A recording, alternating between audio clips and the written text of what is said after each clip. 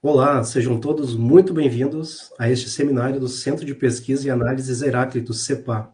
Eu sou Adriel, sou membro do CEPA, e estamos aqui com nossos convidados, professores Flávio Nunes, Ana Botas, Dr. Tiago Gomes, doutora Jaci Alves, psicólogas doutora Vanessa Bucão, doutora Júlia do Espírito Santo.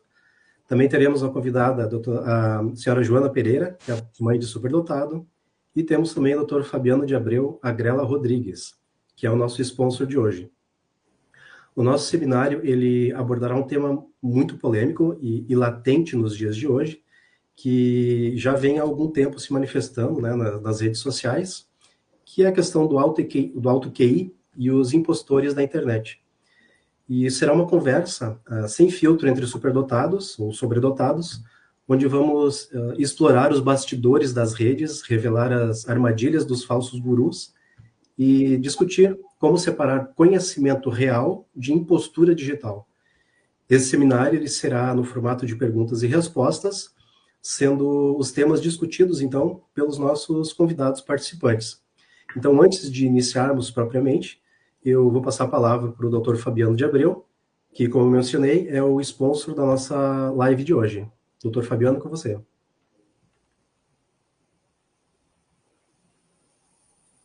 Está no mudo, Fabiano.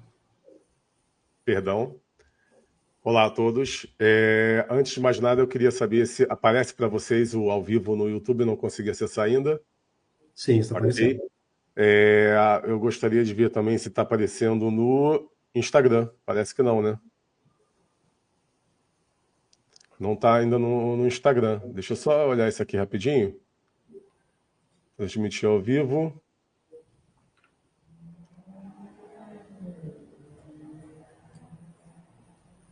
Olhar isso aqui rapidinho.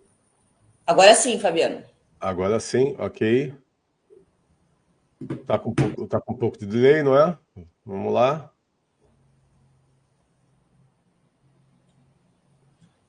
Jaci, me confirma se está aparecendo no Instagram, porque no meu não está. Para mim tá. Então tá ótimo. Se está aparecendo. Tá sim. E o YouTube também está confirmado, certo? Certo. Tá bom. Então, ok. Antes de mais nada, esse espaço ele é guiado pela verdade. Então, se qualquer informação dita aqui puder ser cientificamente refutada, envie a fonte e eu vou me comprometer a divulgar a correção publicamente com retratação. Porque o compromisso aqui é com a honestidade e não com o ego. O Gifted Debate ele é um grupo composto por dezenas de pessoas reconhecidamente superdotadas. Não cobramos participação, não há taxas, não tem interesse financeiro. Ele é um projeto genuíno de troca intelectual e apoio mútuo, voltado à valorização das principais características da superdotação, que é a curiosidade, senso de justiça e empatia. Aqui não há espaço para comportamentos disfuncionais como ataques pessoais, perseguições, desrespeito ou atitudes incompatíveis com a integridade esperada de quem se propõe a debater com alto nível cognitivo e ético. Estudos comprovam que superdotados, eles são pessoas com senso de justiça, são pessoas com empatia, são pessoas que não perseguem o outro, não são haters, não querem prejudicar o outro. Por isso que, no dia de hoje, conseguimos juntar esse grupo que pôde estar disponível esse momento, muitos não puderam estar disponível aqui, e muitos não quiseram participar para não se comprometerem, para não entrarem em assuntos polêmicos. Porque no nosso grupo, a maioria, todos, eles assinam contratos de sigilo e contratos em que não podem armar conflitos, confusões, ou fazer aquilo que não convém, não condiz com a superdotação. Deixo a palavra com o Adriel. Obrigado, Fabiano. E então, para iniciar, eu gostaria de lançar, eu acredito que seja a pergunta mais polêmica de todas, né? O que realmente define de fato o que é alto QI hoje em dia e porque muitos autodeclarados superdotados da internet, eles não correspondem a testes padronizados, né? Então, eu gostaria de ouvir de vocês o que vocês pensam sobre isso, né?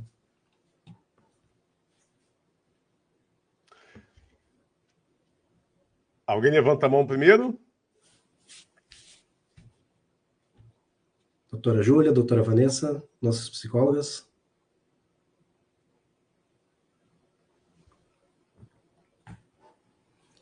Eu posso contribuir. Com relação à definição oficial de superdotação, né, existem alguns critérios, então um deles, assim, que é considerado um dos critérios principais, seria o marco cognitivo internacionalmente aceito, né, que seria a pontuação de QI 130, né, e além disso, alguns outros critérios, né, como a questão assim da curiosidade, né, do engajamento com as tarefas, né, e além de algumas outras características que são avaliadas assim através do histórico de vida e de relatos complementares, né, para a caracterização de superdotação. Então, as sociedades de alto QI, elas costumam incluir então indivíduos com alta inteligência, né, com uma alta pontuação em testes específicos, nem sempre testes padronizados ou reconhecidos pela neuropsicologia, né, como um documento oficial, mas testes assim que reconhecem uma elevada pontuação em determinados domínios, né? Então, o indivíduo que está numa sociedade de alto QI nem sempre corresponde aos critérios amplamente identificados na neuropsicologia como uma superdotação oficialmente reconhecida. Adriel, posso falar sobre isso? Sim, sim, por gentileza. Tá bom. Bom, não é querendo ser polêmico, mas é querendo trazer a verdade. A verdade, às vezes, pode ser bem complicado quando você traz. A questão é que você dizer que é superdotado porque você é membro de uma sociedade de alto QI, você tem que entender se essa sociedade de alto QI só aceita membro com testes padronizados aceitos pelo Conselho Federal de Psicologia. Porque se você faz um teste rápido para entrar numa sociedade de alto QI, isso não é diagnóstico. A não ser que você tenha ingressado nessa sociedade com um teste aplicado por uma neuropsicóloga, padronizado e aceito, cientificamente comprovado. Por exemplo, fazendo um comparativo entre a The Thousand, a ISP e a Triple Nine Society. Se você analisar os testes aceitos da Triple Nine, ela passa a ser, hoje, a sociedade mais fidedigna do mundo. Ela, a AISE, os padrões da EPIC, da IS, que só aceitam testes que são aceitos reconhecidos pelos conselhos de psicologia dos países. E a The Thousand, em um certo momento, aceitava um teste online. Então, muitas pessoas que entraram na The Thousand, que é um 3SD, com o teste online, não é um superdotado. Ele não é 3SD. Não tem um diagnóstico ali, a não ser que ele faça um teste padronizado.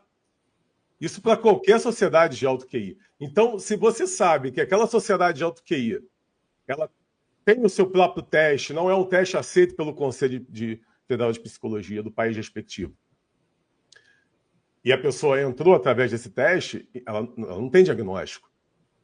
E o diagnóstico ele tem que ser oficial. Você, quando vai buscar benefícios, seja no Brasil, aqui em Portugal, por exemplo, aqui na Europa, agora a gente está com benefícios em Hong Kong, você tem que ter um teste válido, aceito. Ok? Pronto, é isso que eu queria falar sobre essa questão. Já trazendo aqui algo que não é chamando as pessoas de impostores, mas se você chega na rede social e você fala, sou superdotado, sou membro da sociedade tal, mas você entrou através de um teste desse, então você não é superdotado. Você não tem diagnóstico. Você está enganando as pessoas. Isso é crime. Eu conversei com uma equipe de advogados, eu assessoro vários advogados, tenho parceria com empresas de advocacia. Já conversei sobre tudo isso. Isso é crime. A imprensa que vai lá e publica que a pessoa é superdotada, sem conferir os dados, é crime. Você pode acionar a imprensa também. Você pode acionar a pessoa que está divulgando fake news e quem está divulgando o fake news dessa pessoa. Ok? Então, vamos por parte. Aqui eu falei sobre sociedade de alto QI. Se você é membro, você é superdotado, depende da sociedade, dos testes que são aceitos e como você entrou nela. Ok? E aí a gente pode aproveitar esse gancho e Adriel, não sei se você colocou ali uma sequência, mas a gente pode falar do teste online. Sim, sim. Essa seria uma segunda questão, né? Os testes online aplicados, né? A gente vê que tem muitos psicólogos que aplicam teste online. Qual é a validade desses testes, né, hoje em dia? Porque a gente sabe que os testes padronizados, eles têm que seguir uma metodologia, eles têm regras, eles têm um protocolo a ser seguido, né, presencialmente entre o psicólogo e o seu paciente. Eu vou pedir para a Vanessa responder, porque a Vanessa, ela é psicóloga em Portugal e no Brasil. E ela aplica teste no Brasil e em Portugal. Aí ela pode falar dos dois países em relação ao Conselho de Psicologia de Portugal e do Brasil. Certo. Vocês estão me ouvindo? Que eu estava com dificuldade aqui de... Agora acho que estão me ouvindo, né? Sim, estamos ouvindo. Ok. Eu posso responder, Adriel, ou tu vai falar? Sim, ainda? Por gentileza, por gentileza.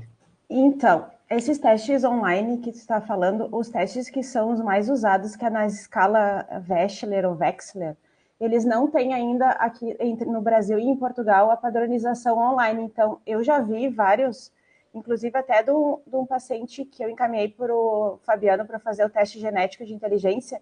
Ele tinha feito, esse menino, um teste online, a escala, o VISC online. Isso não está previsto. Isso é uma falta ética muito grave, porque ele não está padronizado. Mas existem vários testes online no Brasil, né? Depois da pandemia teve um avanço muito grande, assim, de estudos, né? E de padronizações de testes. Mas nenhum teste, assim, é utilizado para medir essa inteligência, né? Tem que ter algumas tarefas que são presenciais, tanto aqui quanto lá no Brasil. No Brasil, nós temos um órgão que se chama SATEPSI ou SATEPSI, que ele fiscaliza a qualidade e a ética e toda a metodologia dos testes. Então, é um órgão regulamentador.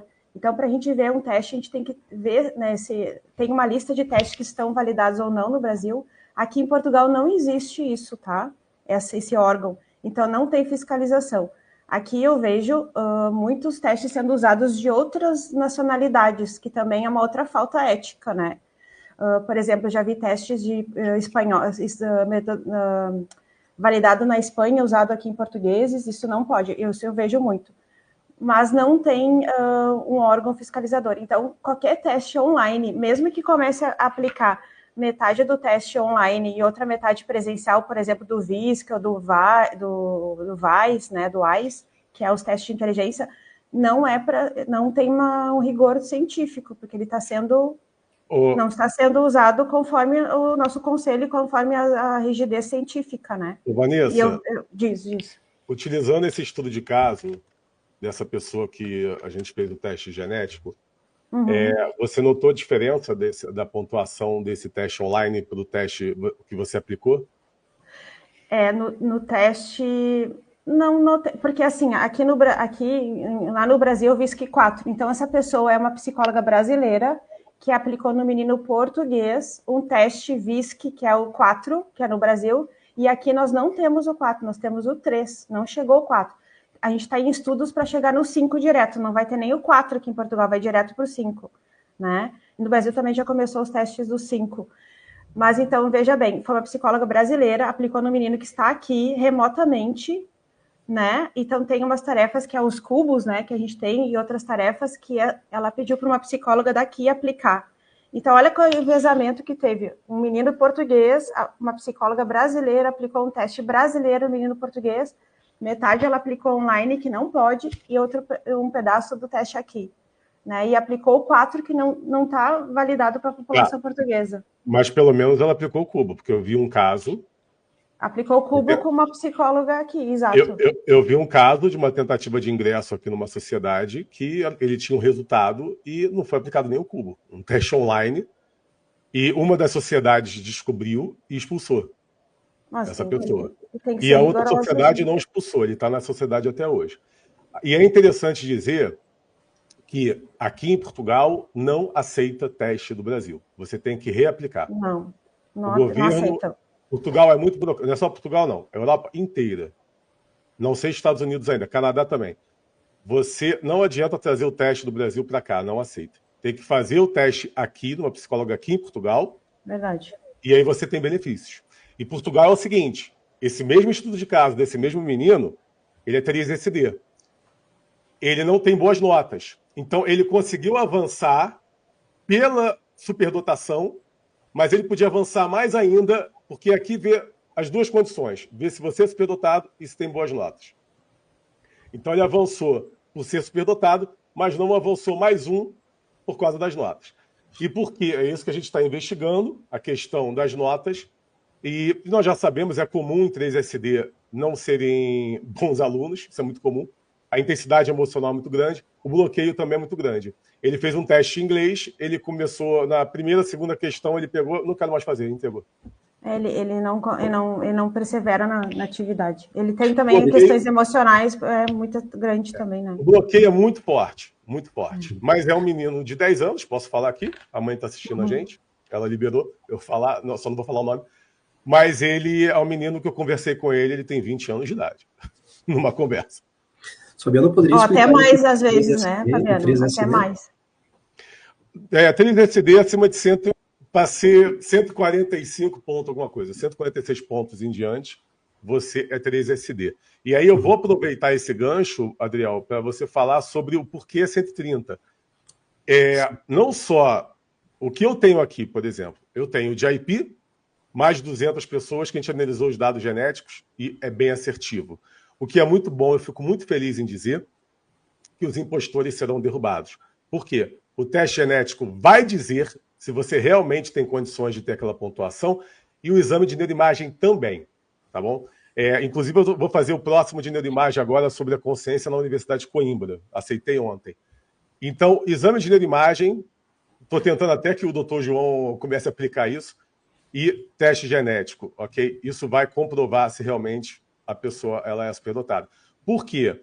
Eu hoje, né, sou presidente de uma sociedade de alto QI, coordenador de outra, diretor de outra, então a gente está muito preocupado com falsificações de teste, psicólogas que superfaturam ali o QI total, a gente pega muito isso.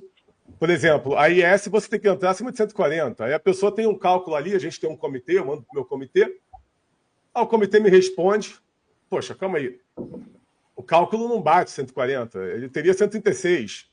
A psicóloga vai lá e arredonda para 140. Isso é complicado. E também falsificações de testes. Por isso que cada vez mais a gente tem que registrar. E quem vai registrar a tua pontuação? Aí a gente entra aqui em dois assuntos. 130, por que 130? Falo com ênfase, pelo próprio GIP, por tudo que eu vivi, que existe uma diferença que é 128 e 130? Existe sim. Existe uma diferença que é 130 e 135? Existe sim. Existe uma diferença de 2 SD para 3 SD? Muita diferença. Mas é muita diferença, não adianta. E a lógica é tão simples. Se você tem mais conexão, principalmente dorsolateral, você vai se dar melhor naquele teste. Você tem mais sinapses, você tem melhor conexão ali na rede de modo padrão e a depender, porque existe uma tríade. E aí que entra a inteligência da WRI. Para você fazer o teste de QI, você vai usar o teu dorsolateral, que se desenvolve muito em autistas, para compensar o vento medial e o orbitofrontal. Porque o autista, por exemplo, ele tem um vento medial relacionado à emoção não tão funcional quanto o do superdotado puro. E o orbitofrontal relacionado a questões sociais. O dorsolateral vai compensar os outros dois. Então, o que a gente percebe muito é uma disfunção, às vezes, comportamental, em relação a essa tríade. Por quê? O superdotado puro, ele tem maior tendência a ser comunicativo, a ser mais sociável e mais empático. Empatia cognitiva, não estou dizendo da emocional. Então, quando os três funcionam em sintonia, você vai ter um comportamento diferente. Aí entra mais uma vez a questão do impostor. Me irrita muito vários psicólogos na rede social colocando a superdotação como uma disfunção, como um transtorno mental. Não é. É neuroproteção. Eu postei isso com vários... Tem mais de 30 estudos que comprovam isso. É neuroproteção. A questão é que tem muita gente que tem dupla excepcionalidade que procura profissionais porque tem queixas. Pode perguntar a qualquer psicólogo. Se está procurando você, é porque tem uma queixa. Agora, se não tem, não vai procurar. A maioria, eu convivo com centenas de superdotados.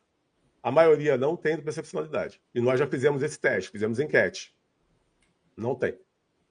E isso aqui não é uma questão de preconceito ou não. É entender as diferenças, porque o nosso papel é o quê? Ajudar. É fazer o melhor por cada pessoa que está dentro da condição de superdotação. E para mim, superdotação é condição. Sim, sim. E como a doutora Júlia comentou antes, então, assim, só para tentar deixar bem claro para as pessoas, né, que o número 130, né, ele não é simbólico, né, ele é um ponto de corte para a superdotação e ele não foi escolhido ao acaso, né? Então ele representa o início de uma faixa estatisticamente rara de inteligência. Ela é presente em 2% da população e não é só o saber mais, né, mas processar informações de forma diferente, mais rápida, profunda, complexa. Então, a partir desse ponto, o cérebro ele opera com conexões mais eficientes entre regiões como o córtex pré-frontal e a junção temporoparietal, né? E o que muda, né, muito a forma de pensar, de resolver problemas e até mesmo de perceber o mundo. Então, por isso que 125 ou 129, eles podem ser QI altos, sim, mas o 130, ele marca, então, uma mudança de padrão, né? Que, então, ela é cientificamente comprovada, ela não é só simbólica, então, como eu mencionei, né? Então, quando a gente fala de alto QI, a gente usa a escala baseada na distribuição normal, né? Onde a média é 100 e o desvio padrão, ele é 15. E 16 ou até 24 pode ter, né? Dependendo do teste aplicado. E em testes com desvio padrão 15, como o VAIS, por exemplo, o limite é de 160. E ele vai representar alguém com 4 desvios padrão acima da média, o que é extremamente raro, né? Que é menos de 0,003% da população. Então, já o valor de 164 ele já é uma extrapolação estatística, ou seja, um cálculo projetado além do limite medido diretamente pelo teste. Vamos chegar aí, Adel. Vamos chegar no limite. Exatamente. Isso aí é para derrubar o máximo do impostor possível. Exatamente. E aí eu queria entrar nessa pergunta já, porque a gente vê pessoas na internet colocando, eu tenho QI de 200, eu tenho QI de 250, eu tenho QI de 300. Então, assim, como é que as pessoas podem diferenciar isso? Poxa, se o limite é 160, estatisticamente, cientificamente comprovado, como é que a pessoa vai ter 230, 250, 300 de QI? Essa é uma pergunta que eu lanço para vocês. Então, olha só, vamos tratar de estudo de caso. E vamos tratar de ciência. Por exemplo, tirei 128. Poxa, eu não tirei 130. Ok, você fez o VAS 3, faz o VAS 4. Quem sabe naquele dia você estava no momento, né? Porque a diferença é uma média de 7 pontos entre um teste e outro, caso você tenha ali questões de ansiedade, questões emocionais. Ok? Mas se você fizer o teste, o VAS 3, fizer o VAS 3 de novo, tem um efeito de treinamento. Então, até que ponto você realmente ou se não se beneficiou do efeito de treinamento. E também, você vai fazer, isso é uma crença minha, se você faz o 3 vai fazer o 4, você entendeu a lógica. Pode falar, Vanessa. É que no Brasil não tem o VAS 4. E nem aqui em Portugal. Na Espanha tem, em alguns países aqui da Europa tem. Mas aí no Brasil, onde é que vão fazer o VAS 4? Já me falaram que aplicam, psicólogo. Mas não pode aplicar o VAS 4, não está validado pelo SATEPS. Doutora Júlia. No Brasil, a gente ainda não tem o VAS 4. Não tem o 4. Não. A gente não pode aplicar o VAS 4. Então, mais uma coisa boa para a pauta de hoje. porque porque já tem me gente falaste, aplicando. Fabiana, do VAIS 4, tu me falaste de uma psicóloga que aplica. Essa psicóloga no Brasil, se ela está nos ouvindo, ela não poderia estar fazendo isso no Brasil, né? Então ela não pode fazer. O Diz, 4 Flávio. não pode nem aceitar nas sociedades aí do Brasil o VAIS 4, porque ele não está validado no nosso país. Muito bom. Essa transparência aqui é muito boa. Vamos... Fala, Flávio. Eu queria complementar com duas coisas. A primeira, que já estamos com algumas perguntas aqui nos nossos chats. Então, eu estou colocando tudo onde que a gente foi. Flávio, vamos fazer assim, Flávio. A dinâmica tá boa. Vamos deixar a nossa 1 hora para podermos falar. E a gente, depois de 1 hora, quem puder ficar, fica. Quem não puder, sai. E a gente responde as perguntas, tá? Depois dessa 1 hora. Porque eu acho que tá indo muito bem. A gente está conseguindo trazer ali a resposta para muita gente. Então, eu vou falar de estudo de caso, ok? O que são estudos de caso? São comprovações que nós temos aqui no nosso centro de pesquisas. Por exemplo, tem pessoas que entrou para uma sociedade de alto QI com teste, aquele teste que é feito para ingresso na sociedade de alto QI, que depois foi fazer o VAIS e a pontuação chegou... Tem um caso de 115 pontos, tem um caso de 120 pontos, tem caso de 123 pontos. Ok? Então a pessoa entrou para a sociedade de alto QI, fazendo ali o teste da sociedade, mas foi fazer um VAIS depois e tirou pontuação menor.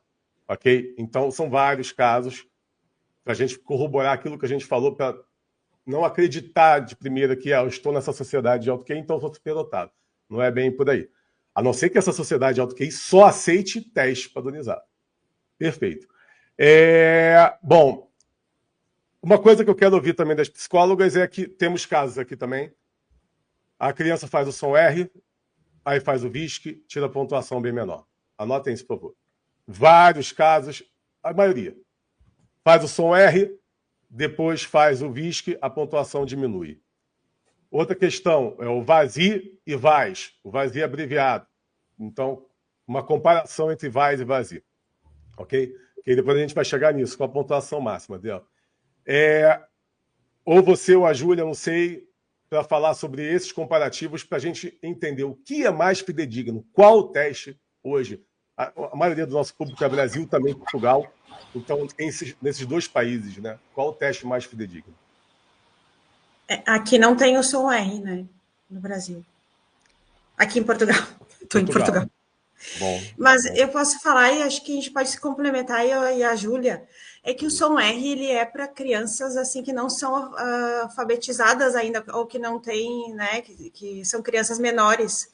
E aí depois tem, eu percebo isso, que tem um pulo assim, né, cognitivo assim da criança, né, dessa criança que está sendo avaliada, e depois no VISC, que é muito mais, eu acho muito mais criterioso, mas também os dois, o som R também é aceito, né, mas para o QI. Mas eu acho que o VISC ele tem muito mais tarefas assim mais complexas, e por isso que eu acho que dá uma diminuída assim. Naqueles pontos, Fabiano, quando é 130, 128, sabe? 135, 120, 120, isso aparece. Agora, se, por exemplo, nesse nosso paciente que a gente está fazendo agora, que tu está fazendo a genética desse meu paciente que eu te passei, ele, no som R, se ele fizesse, acho que ele estaria parecido ali, sabe? Porque ele é 148, entende? Então, ele tem uma reserva cognitiva, assim, já muito grande. Eu acredito nisso, sabe? O segundo. Aquele conceito que eu falo do pico emocional e criatividade. Exatamente. Ele fez um teste de criatividade subjetiva, um teste rápido de criatividade subjetiva. Isso não é testado no teste de QI. Mas a gente tem o teste de criatividade que a gente pode usar, porque um dos critérios é a criatividade, né? E aqui na Europa usa mais o de criatividade do que do próprio de inteligência, eu percebo isso, escolas, etc. Mas o interessante é que de 36 pontos ele tirou 34. Ele é altamente criativo. Você conversa aí com ele e fala, bola alguma coisa aí, é na hora. Sim. E não tem notas boas. Júlia, quer continuar? O que eu posso complementar é que realmente o som R, ele é baseado em tarefas não verbais, né? Ele é um teste de raciocínio não verbal. Então, ele analisa uma parcela da inteligência, e depois o VISC, ele é muito mais completo, né? Ele analisa outros dados, outras questões como velocidade de processamento, questões de memorização operacional. Então, o VISC, ele é considerado uma medida mais fidedigna, mais completa, né? Apesar de o som R também ser usado para identificação, né? Pelo menos aqui no Brasil. Mas o VISC, ele é considerado mais fidedigno. E a questão, Fabiano, para te responder a outra do VAIS, do VASI, o ASI, é que no Brasil nós temos o 3, né? Aqui em Portugal também, né? Aqui não tem o ASI, o VASI. E muitos psicólogos no Brasil usam o ASI, porque ele está com as normas assim mais contemporâneas, né? Tem algumas questões no VAIS 3 que são, assim, se tu for perguntar informação ou algumas outras questões, ele está muito defasado também, tanto é que ele é um teste muito antigo e teve uma revisão das normas em 2020, só foi a revisão das normas. Então, tem alguns psicólogos que usam o ASI, né? E para fazer a medida de QI. E outras continuam usando o VAIS 3. Perfeito. Né? O que analisamos aqui, eu pedi para o comitê que analisa os testes dessa sociedade, e foi unânime tudo que eles disseram em relação ao som R. Realmente é uma diferença muito grande. E não tem uma diferença tão grande assim do VASI e VAIS. As pessoas que fazem o VASI e o VAIS não tem uma diferença tão grande assim. E aí nós temos aqui relatórios de Binet, Catel. Não sei se convém para o público de Portugal e Brasil falar sobre Binet e Catel. Ok? Eu acho que a gente pode já começar a dar uma entrada, aproveitando que as psicólogas estão aqui se manifestando, em relação a essas pontuações marcianas. Então, a gente está vendo ali o que eu poderia chamar de impostores. Todo superdotado tem um pouco ou muito da síndrome do impostor, então a palavra impostor ela se encaixa muito bem. Impostores na rede social dizendo que tem QI marciano. Eu já busquei o que eu pude, entrei nas sociedades científicas, conversei com cientistas, conversei com um psicometrista alemão que trabalha para o VASP, para o Wechsler. Ele é da Triple Nine. Conversei. E não existe. Ele falou, desvio padrão 15 é 160. Extrapolação, 164. Desvio padrão 24, você vai chegar a 196 pontos. Qualquer coisa acima disso, qualquer pontuação acima disso, não é cientificamente comprovada e não é aceito pelos conselhos de psicologia de nenhum país do mundo. Então, se a pessoa propaga pontuações acima de 200, ela é impostora e ela precisa ser denunciada porque ela está prejudicando psicólogos. Ela está prejudicando o conselho de psicologia de tudo quanto é país. E ela está prejudicando os superdotados. Eu já vi, primeiro, vamos lá.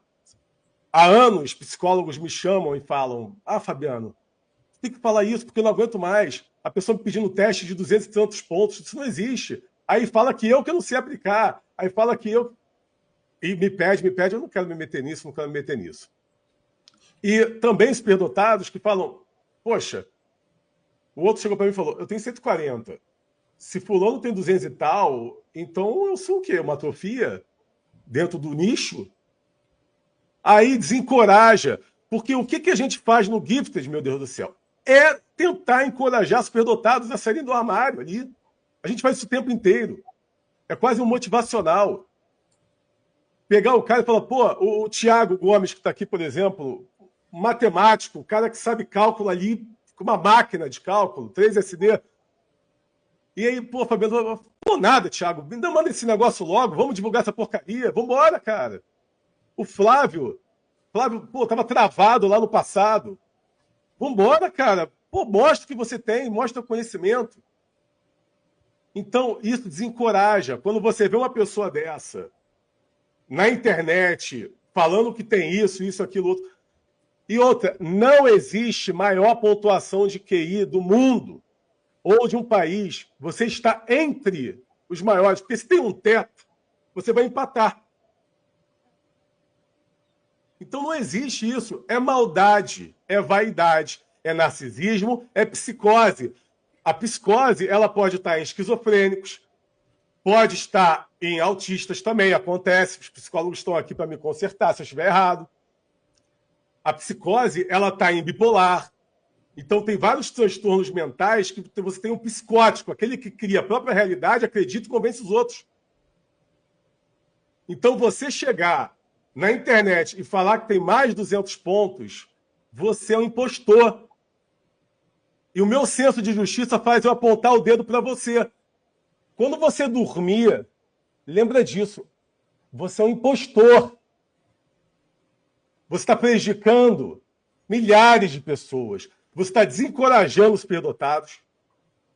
Psicólogos que ficam tendo que provar que sabem fazer aquilo, enquanto pessoas dizem, você não tem um teste. Testes inventados que não são comprovados cientificamente.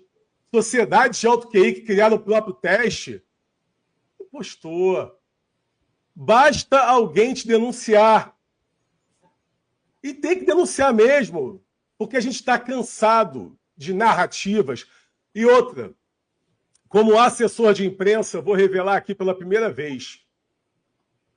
Imprensa não confere documento. Assessorei dezenas de superdotados. Fiz questão de falar aqui o teste de QI dele. Por favor, não divulga, só veja. Mas não me pediam, não. Um dos grandes podcasts, você bota lá, Alto QI e tal, tem um podcast enorme, que eu assessorei uma das donas. E falei assim, no passado distante, e falei assim para ela, você sabe que você tá divulgando fake news, né? Você pediu o teste para essa pessoa? Ela falou, não. Mas ele falou que tem. É impostor. Eu falei para ela, você está cometendo um crime. Aí ela parou de me responder. Eu fico chateado. Eu me sinto, sim, responsável. Eu tenho a porcaria da empatia. Eu ia falar palavrão. O que eu penso é o seguinte. No futuro, nessa ideia que o mundo está pregando de igualdade, a gente vai ser excluído. Isso já acontece no Canadá. Tem um grupo enorme canadense que chegou para mim e falou, não pode botar meu nome exposto ali na sociedade, porque eles perseguem a gente por sermos superdotados. Então, eu defendo essa causa. Eu nunca fui fanático por nada na vida. Nem futebol, nem por cantor de heavy metal, nada. Mas a superdotação é, sim, uma causa. E a gente tem que se unir. A gente tem que se proteger. Porque só a gente sabe o que não é uma disfunção, mas são questões que incomodam, como eu preciso de alguém para conversar, como eu preciso apenas que você me entenda e me dê uma oportunidade. Eu, na minha vida, por esses 2 pontos, fora isso, não tenho nada que reclamar. Só agradeço a minha condição. Os 2 pontos é que eu preciso de alguém para conversar, muito. E o outro ponto é que eu quero que as universidades entendam que eu não consigo ficar cumprindo aquela rotina. E desde que eu me entendo por gente, eu não consigo. Era muito sacrificante para mim entrar numa sala de aula e ter que aturar aquilo tudo. E é por isso que eu matei muita aula, por isso que eu fui convidado a me retirar da escola. Faltava até prova. Então, esse menino que a gente está falando, Vanessa, é incrível. Porque eu fico pensando, era eu quando eu era pequeno. Que incrível. E isso que me dá tesão, sabe, de poder fazer isso tudo. Então, eu estou aqui para levantar a nossa bandeira em prol da nossa condição, sem excluir ninguém. E também os neurodivergentes. TEA, TDAH e também os narcisistas. Porque eu preciso e eu quero um mundo melhor porque eu tenho filhos e vou ter netos. Então, vou passar aqui para as psicólogas em relação ao máximo que você pode alcançar num teste de QI. Quem vai ser primeiro? Eu posso falar e depois a doutora Vanessa complementa, mas a pontuação máxima é 160, né, pelas tabelas, pelos testes. Eu desconheço teste oficial e padronizado que tenha o aceito, que tenha alguma pontuação superior a essa. Eu corroboro com a doutora também. Exatamente. Ipsis literis, exatamente isso. Desconheço. Perfeito. Sabendo que existe desvio padrão 24, sabendo que o desvio padrão 24 vai chegar a 196, ok? Se você pegar um match, por exemplo, a pessoa, tirei 480 pontos de QI. Tá, tu fez o match, MAT, é diferente. Se você fazer uma conversão, vai virar ali 140. Quem fez o Binet no passado tirou 200, Adriel, ontem eu e Adriel comprovamos ali cientificamente, né, Adriel? Quem fez o Binet tirou 200 no passado equivale a 145 hoje em dia. E outra coisa, a IA é maravilhosa, porque a IA ela consegue te responder a média de QI, certo? Tá? Se você bater um papo com a IA, ela vai dizer se você é superdotado também, e tá muito bem isso. Eu chamo a IA de Asperger, né? A IA ela é um autista lógico, literal, muito assertivo, que não tem uma empatia cognitiva tão desenvolvida do que o não autista. Ele é um autista ali te respondendo. Eu me dou muito bem com ela. Então, vamos lá. Então o Binet, feito lá na década de 80, 90, foram 200 pontos. Se você fizer agora 145. Aí vai da pessoa ser honesta e falar, não, eu fiz naquela data, entendeu? Igual eu tenho aqui uma amiga que fez o Raven na época e tirou 175, né? O Roger, 175. Ela é psicóloga. Boa dela. Ela é psicóloga, mas ela fez o teste de QI antes de se formar em psicologia. Ok? Isso é importante. Muito. A pessoa é psicóloga. Aí vamos para... A gente sabe quem são os impostores. A gente conversa nos bastidores, a gente sabe quem são. Então, a pessoa que está na rede social gravando, dizendo que é superdotado sem ser, conheço, não é. Não é. E está ali propagando o que é. Aí depois vai fazer teste. Depois de ser psicólogo e aplicar o teste?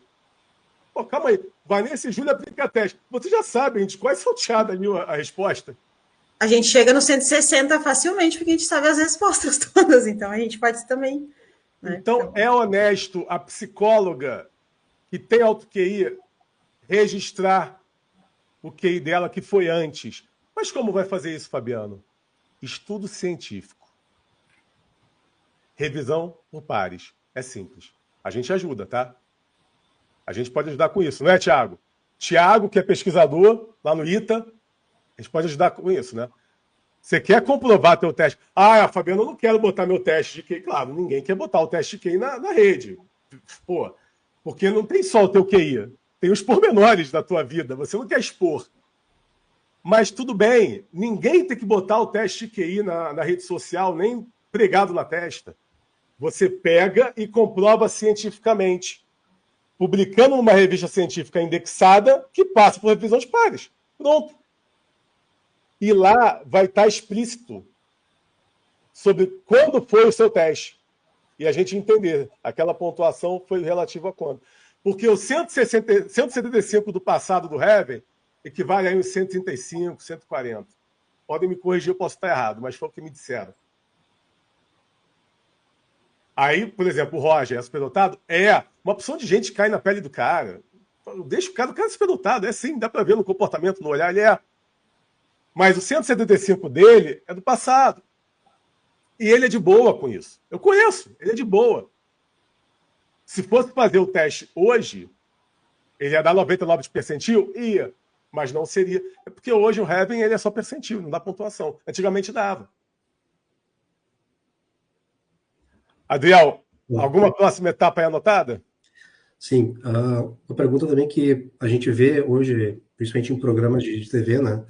Essa questão da pressão em cima dos filhos, né, superdotados, e como isso pode afetar a escolha de carreira e para esses jovens superdotados nessa era digital, né? Como isso influencia a vida deles, pode influenciar tanto positiva como negativamente, né? Como vocês veem essa pressão em cima desses jovens hoje em dia?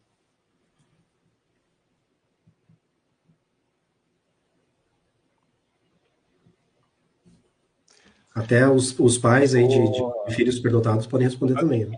Adriel, só uma questão aqui. Eu sei que a gente está no ao vivo, mas agora que eu estou vendo, a gente está com 4 pessoas tentando entrar que não conseguem, porque isso tem limite de 10 pessoas. Ah, sim, aqui no stage, né? Sim. Olha, se alguém puder sair, alguém que só esteja ouvindo, puder sair, porque tem o Eduardo aqui querendo entrar, e o Eduardo... calma aí. Deixa eu ver se alguém... Pronto. Consegui colocar, Eduardo, você conseguiu entrar, porque eu tenho limite de 10 pessoas e tem várias pessoas na fila, mas é importante que você entre.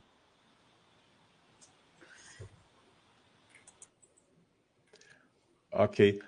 Adriel, quer fazer a pergunta de novo? O Eduardo chegou agora. Claro, vamos lá. Com relação às crianças, né, superdotadas, e como a pressão dos pais em cima dessas crianças, né, sei lá, vai colocar o filho no programa de TV para participar, sendo superdotado, e como isso influencia, né, ou pode influenciar positiva ou negativamente na questão da carreira dessas crianças, né, para o futuro. E também, desculpa, mas também o contrário, né?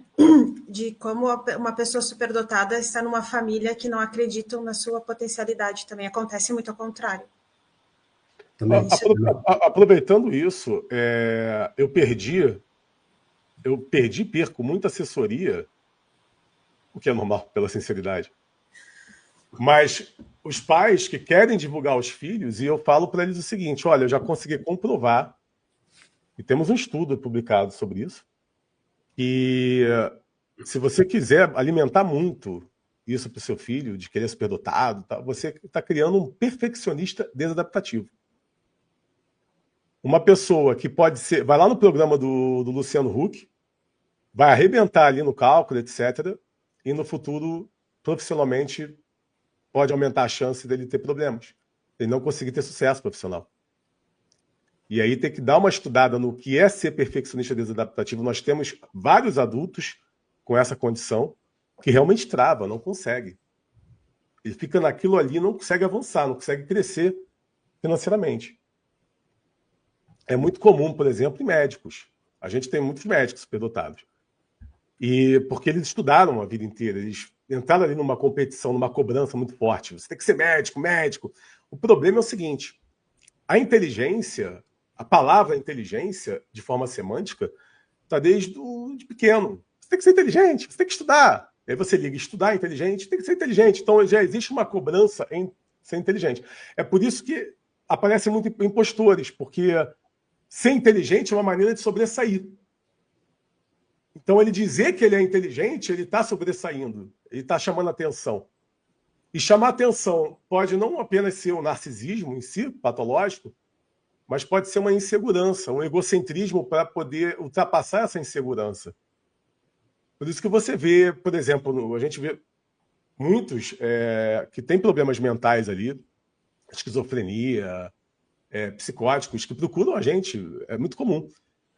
E eles, de vez em quando eu mando para vocês, né? Aí a pessoa manda um e-mail, pô, acabei de descobrir a fórmula não sei o que lá, e eu vou fazer... Cria uma fantasia, criam coisas. O outro chega... Tem um que me perturba dizendo que ele tem o segredo do fim do mundo. Então olha como tem essas pessoas que procuram porque eles acreditam que tem um QI marciano ou que eles são realmente superpoderosos em relação à inteligência. Porque às vezes não consegue sobressair fisicamente ou através de outras maneiras. Okay?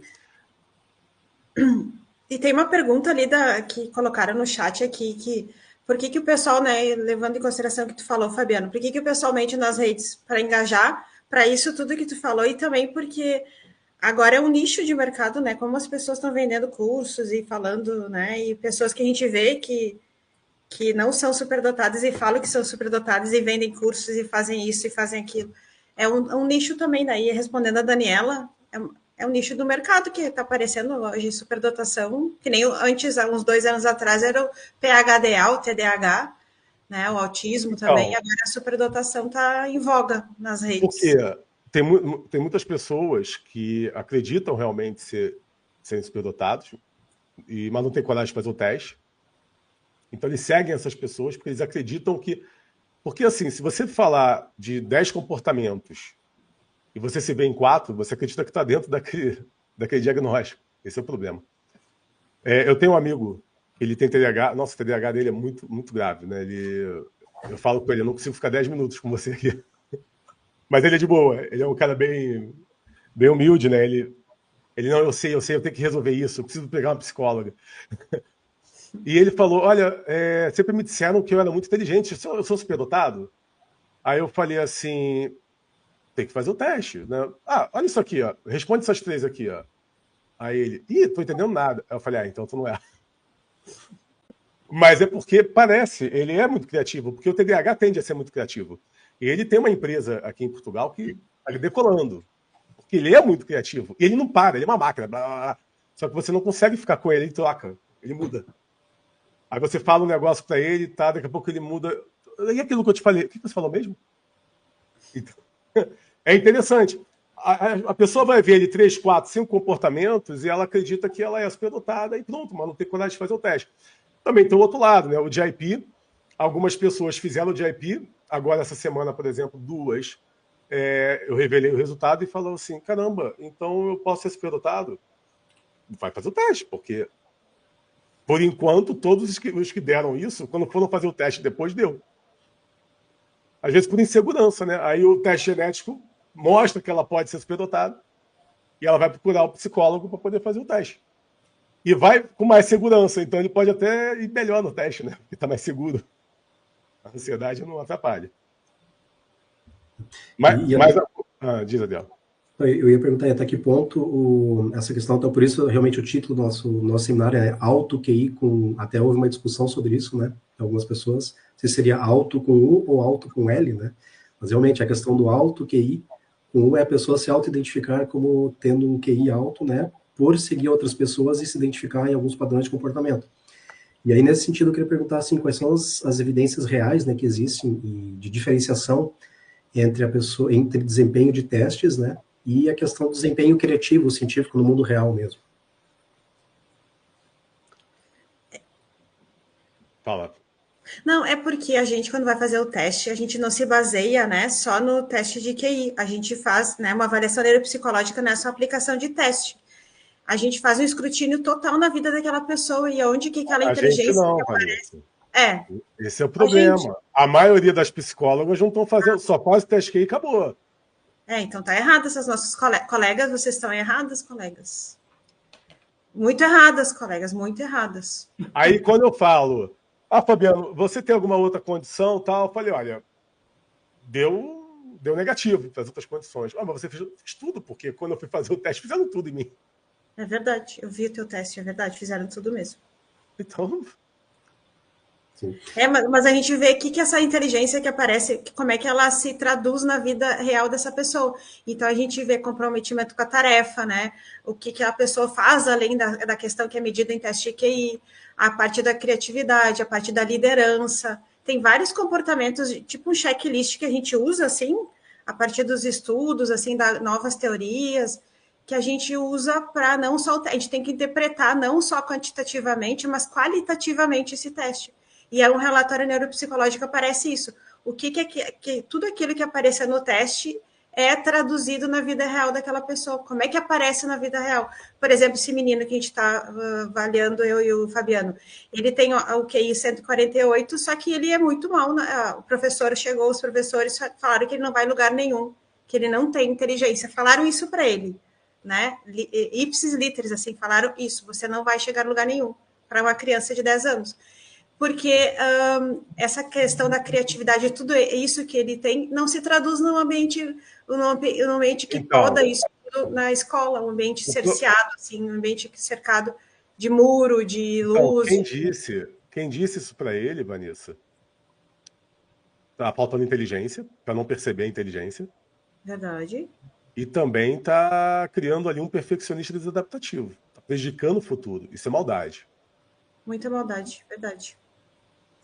Professores, vocês também estão errados, principalmente quando eu vejo aqui em Portugal e no Brasil de falar isso, de medir as crianças sem teoria nenhuma científica, né? É só falar porque subjetivamente que a criança não vai chegar a lugar nenhum ou que não vai chegar... Mas aqui em Portugal, o superlotado aqui é uma ameaça. Isso é fato. Verdade. Aqui, Verdade. Portugal é complicado. Portugal é um país, pode não parecer, mas é um país muito vaidoso.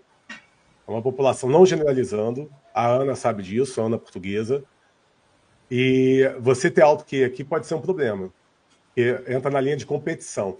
O QI do português não é baixo, o QI do português é maior do que a média brasileira.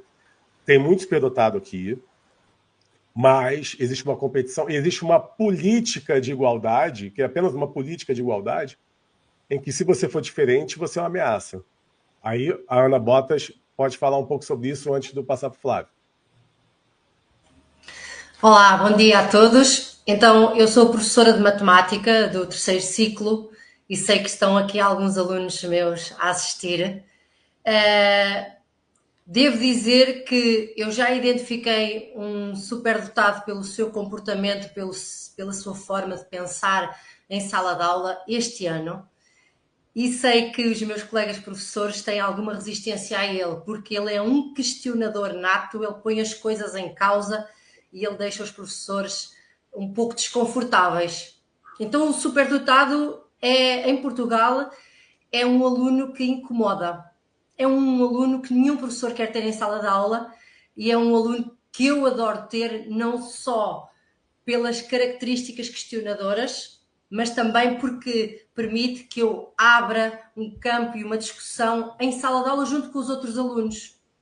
É aquele aluno empático que ajuda, que quer sempre responder, quer estar junto dos outros colegas também para auxiliar, só que em Portugal, infelizmente, é visto como um obstáculo, como uma pedra que atrapalha o trabalho do professor. Então, eu ainda não conversei com os pais deste aluno, pode ser um pouco difícil esta conversa, porque nem todos estão preparados para isso. A educação em Portugal acho que está a anos-luz de outras educações, nomeadamente as nórdicas, e devo dizer que eu estou aqui dentro de um sistema com o qual eu não concordo com a forma de trabalhar. Mas eu dou o meu melhor em sala de aula e às vezes tenho conversas com esses alunos. Eu nunca disse a nenhum aluno, eu acho que tu és superdotado, porque eu acho que eu também não devo fazê-lo. Estão aqui as psicólogas que podem fazer esse trabalho e que atestam o resultado. E está aqui a minha psicóloga, a doutora Vanessa Vulcão, que eu muito agradeço o que tem feito por mim, que no espaço de um ano a minha vida transformou-se, diria quase completamente, a partir do momento em que eu soube do diagnóstico, que eu já desconfiava há alguns anos, só que sentia que eu era um pouco esquisita, diferente e atrapalhada e confusa, e isso fazia-me também sentir aquele síndrome do impostor que os superdotados têm. Eu toda a vida vivi com isso. Mas não desviando do que estávamos a falar, em Portugal o sistema educativo está muito preso a um determinado padrão e nós temos que colocar os alunos todos naquele caminho. E o superdotado vem criar aqui alguma controvérsia, algum desconforto aos professores. Acho que falta formação na área da psicologia comportamental e nesta área mais específica aos professores. Aproveitando, a gente está tentando resolver isso. Nós somos um grupo tentando resolver isso aqui em Portugal, já converso com parlamentares, etc. Mas é muito complicado, porque é um sistema preso, é uma meritocracia muito grande. Eu falo para eles, o meu argumento é o seguinte, os médicos, eles têm que tirar do 10º ano em diante, acima de 17, 18 pontos, para poder fazer prova, ainda tirar ponto na prova e entrar. Então, eu percebo que os médicos aqui, eles estão muito presos naquilo que aprendeu.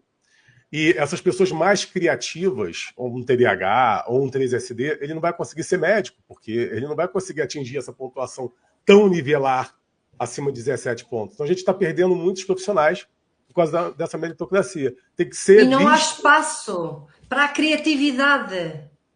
Exatamente. Para os criativos. Não. E em relação a Portugal, eu tive um problema na Sociedade Portuguesa de Neurociência por pensar demais. Então, Eu pensava muito e a sociedade, a pessoa que era responsável na época, ela não só ela me boicotou, mas também eu sofri xenofobia, né?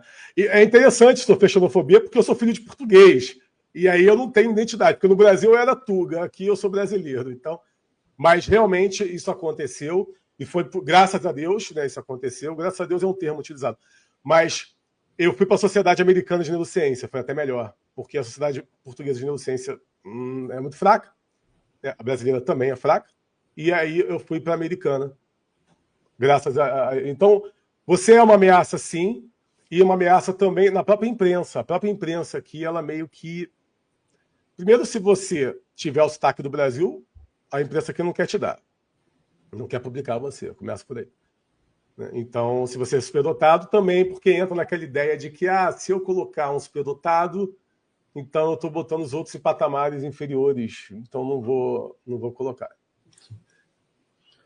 Flávio, Flávio fala, aí, depois do Flávio falar, Adel, a gente... Tem algum tópico ainda, Adel? Não, aqui já... A gente vai para as perguntas dos chats, né? Beleza. Aí, Flávio, você fala, e Flávio, você vem para as perguntas, beleza? Perfeito.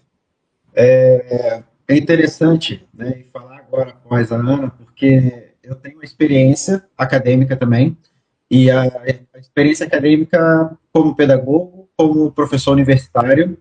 Então, ano passado, eu trabalhei na Secretaria de Educação do meu município como neuropsicopedagogo, e eu percebo que essa questão da sala de aula não é só uma realidade de Portugal, mas é uma realidade do Brasil também, como um todo.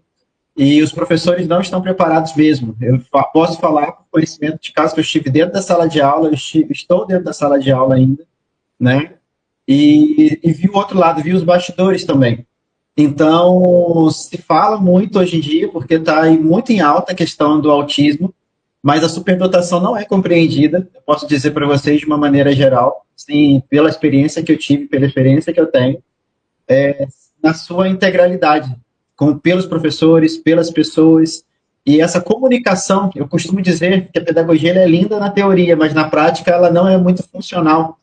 Então, não tem uma comunicação, tem uma assincronia muito grande entre o que os familiares procuram, o que as pessoas são e se colocam ali diante dos professores, da coordenação, enfim, em sala de aula, e como que ela reage a tudo isso. E se você extrapola isso para uma pessoa que ainda tem uma dupla excepcionalidade, isso piora 1000 vezes, porque, putz, eu não estou entendendo nem direito o autismo e a superdotação como quando dirá uma dupla excepcionalidade.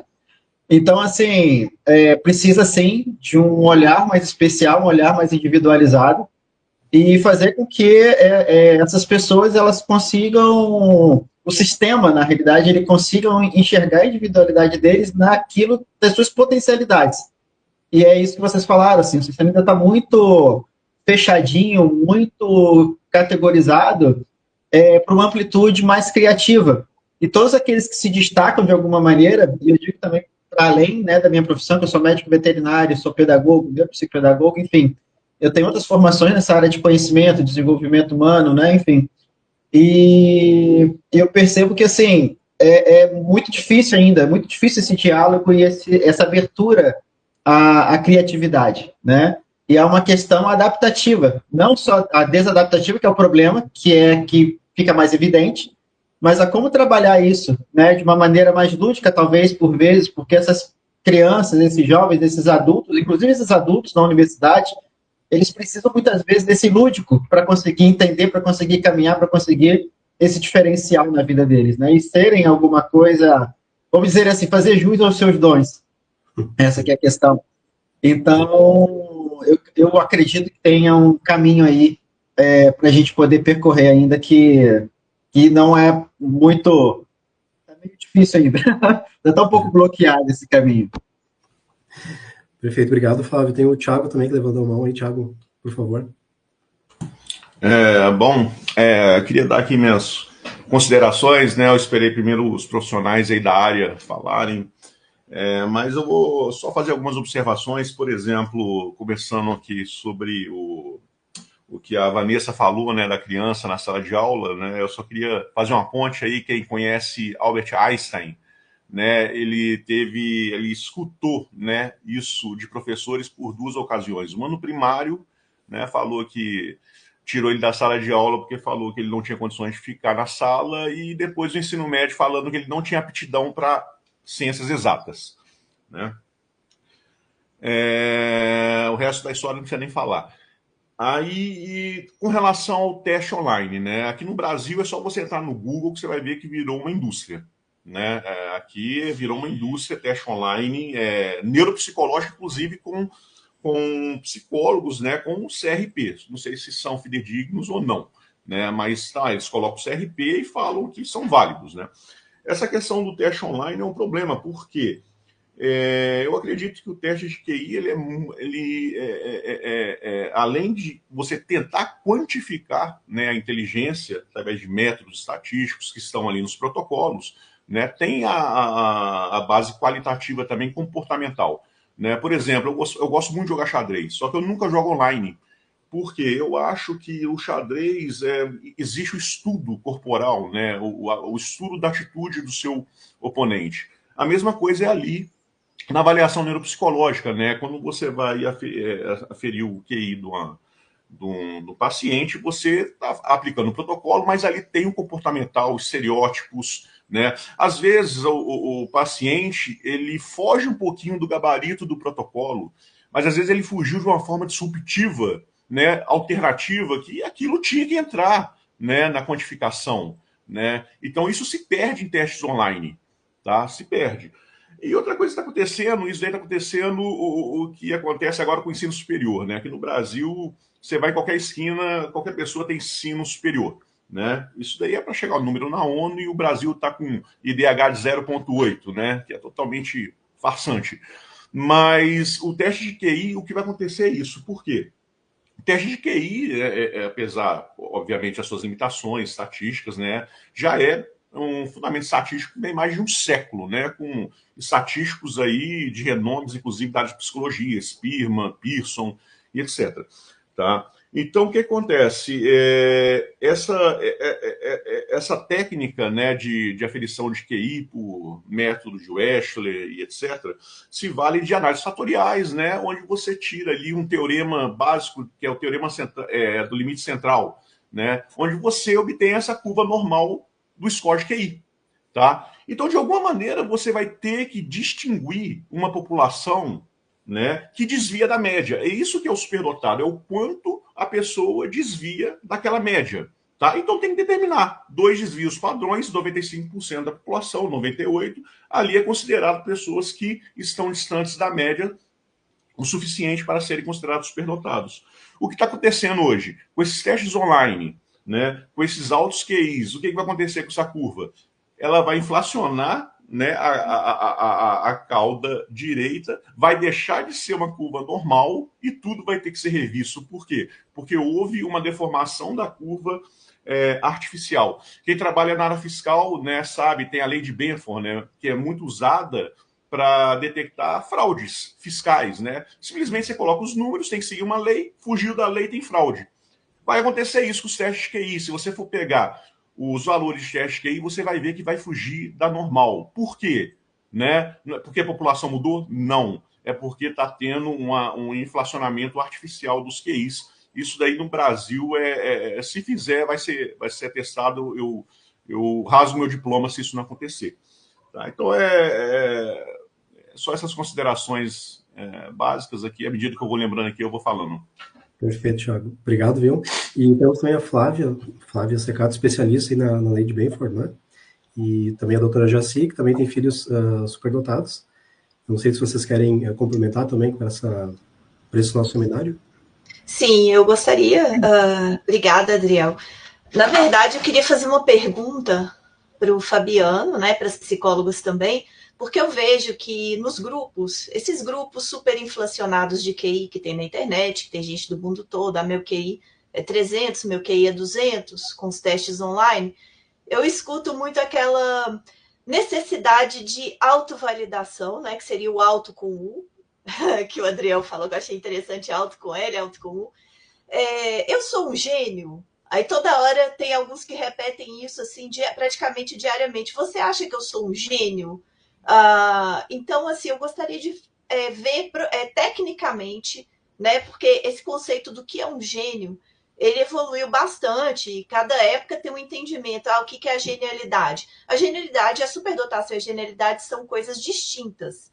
E vários profissionais, vários autores ao longo aí das décadas têm dado um conceito diferente. Eu gostaria de saber de vocês, hoje, o que seria mais atual? Qual é a diferença entre o superdotado e o gênio? Onde eles se entrelaçam? Qual seria a similaridade, se existem, né, nesses conceitos? Ou se eles são completamente distintos? Ou se o gênio pode não ser superdotado ou necessariamente ele é superdotado? Para vocês tentarem expandir isso.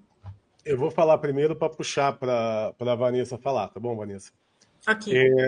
Vou falar com base científica e também com estudos de caso. Quando a AIDS Society ela mudou a gestão e a gente decidiu somente aceitar testes que são aceitos pelos conselhos de psicologia, ela passou de 1.200 membros para 100. E é uma sociedade 3SD.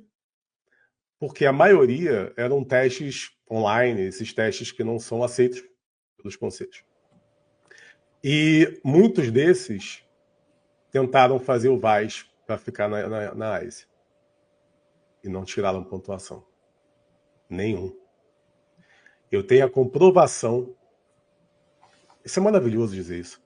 Eu tenho provas concretas de que essas pessoas 3SD que não fizeram testes fidedignos foram fazer e depois não tiraram.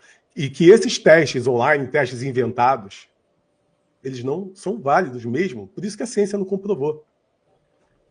Então, não adianta. Diferença de gênio. Fiz um estudo sobre isso.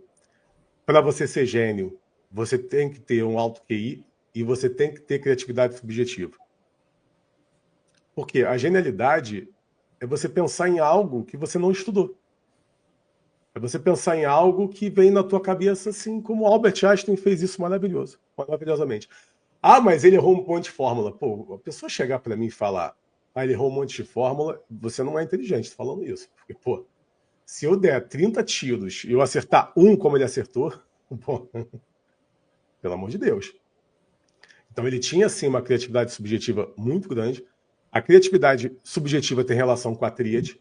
Não é só o dorsolateral bem desenvolvido, você tem que ter uma boa sintonia no ventromedial, no orbitofrontal. Por isso que Einstein não tinha problema nenhum em aparecer publicamente, brincar, zoar, e se comunicar com pessoas. Ele se prendeu ali, ele se fechou no mundo na velhice, o que é normal.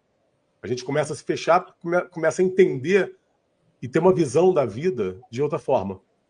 E a gente tem uma consciência extrema da finitude.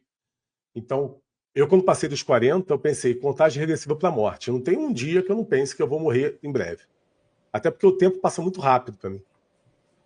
Então, essa consciência da finitude, o excesso de consciência, é o nosso maior problema.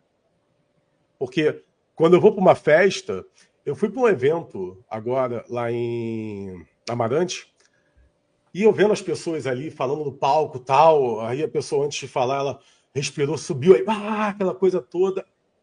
E eu sempre falo, com a minha esposa, por exemplo, que quando eu era jovem, eu via esqueletos dançando na discoteca. Porque eu via as pessoas dançando, aí eu olhava para outra assim, fazia assim. São esqueletos. Tem um monte de esqueleto ali fazendo isso para poder chamar atenção. Nossa, nós somos uns organismos tão idiotas. E quando eu vou numa palestra, num evento, ou quando eu vou ver um motivacional no palco, eu fico... Tem um organismo ali em cima, tentando fazer alguma coisa.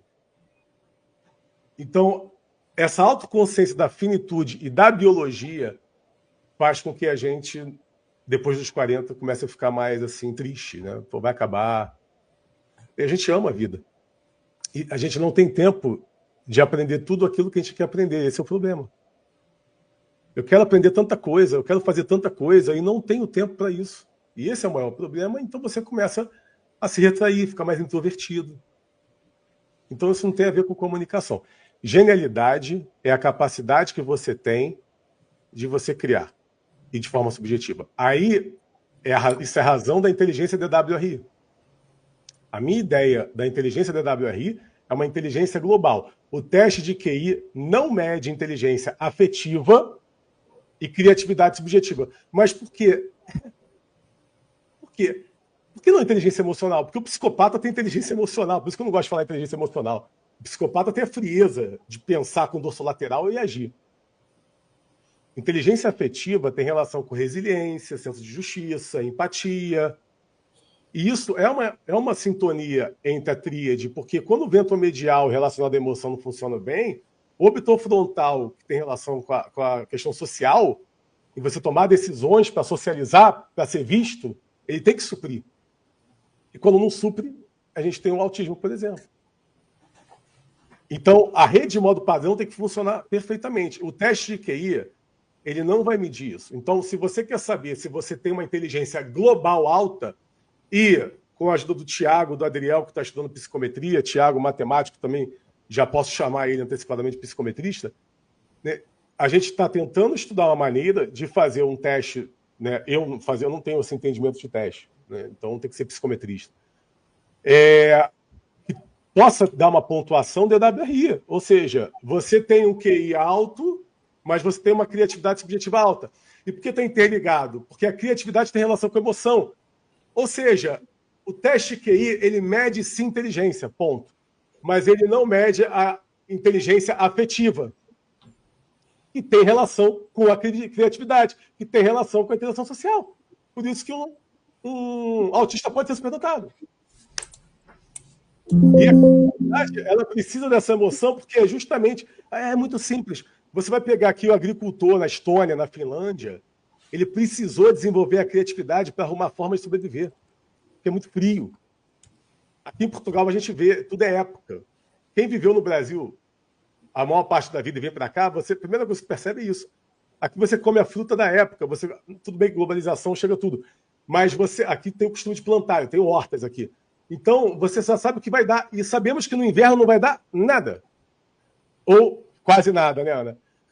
Não vai dar quase nada. Então, o português ele teve que ser criativo e encontrar maneiras de fazer uma agricultura que pudesse suprir aquela falta. E é na emoção, porque você tem que sobreviver. Então, você usa a criatividade mediante a emoção. Aí, para finalizar, sobre a genialidade, é muito simples. Eu trabalho com a criatividade subjetiva, porque eu sou assessor, 15 anos. Eu tenho que bolar ideias para meus clientes o tempo inteiro. Eu faço isso no meu cotidiano. Quando eu tomo banho, é o pior e melhor momento. Por que pior e melhor momento? Porque não dá para pegar o telefone molhado. Mas quando eu entro no banho, eu começo a pensar em milhares de coisas, várias ideias, e aí eu tenho que desligar o banho logo, tenho que sair correndo dali de dentro. Quando eu vou fazer exercício físico, esse é meu problema. Fabiano, por que você está dizendo que você é sedentário? Que eu vou para a passadeira aqui é a passadeira, a esteira. E em 10 minutos eu estou cheio de ideias. É simples, porque você está ali, é biologia, você está acionando os neurotransmissores, e aí você está aumentando o teu glutamato, você está aumentando noradrenalina, endorfina, entre outros, que vai fazer com que você tenha mais ideias. E isso está relacionado ao sistema límbico, núcleo accumbens emocional. Vanessa, você queria... Eu só queria, pegando o gancho do Tiago ali, Tiago, existem muitos testes assim online, tá, que são validados cientificamente, rigorosamente validados no Brasil, que as pessoas que têm o CRP podem e devem fazer, quem entende de avaliação pode fazer. Mas desses testes, só tem um que parece que dá uma medida de QI, que pode, se tu pegar um VAIS e essa pessoa fazer, que são matrizes de Viena, que são, mas não dá uma medida de QI, dá uma medida bem aproximada, assim, que daí, se tu comparar essa pessoa, se ela fazer um VAIS e fazer matriz de Viena, dá aproximado, mas não tem nenhum teste online que dê uma estimativa de QI, validado pelo Conselho de Psicologia. Então, colegas como eu, como a doutora Júlia, nós podemos sim fazer avaliações online, são fidedignas, mas não as de inteligência, tá? Então, uma coisa é teste online e uma coisa é outra teste online validado cientificamente. Aí nós temos o SATEPSE, que todo mundo pode entrar nesse site, SATEPSE, com P mudo, que pode ver todos os testes no Brasil validados que podem ser usados tanto em formato online e em formato papel e caneta, tá? Então, a gente tem que separar, estou defendendo a minha profissão, né? A gente pode fazer testes online, desde que validados cientificamente, mas a gente tem que fazer a diferença entre testes online que são inventados na internet e testes que a gente pode fazer.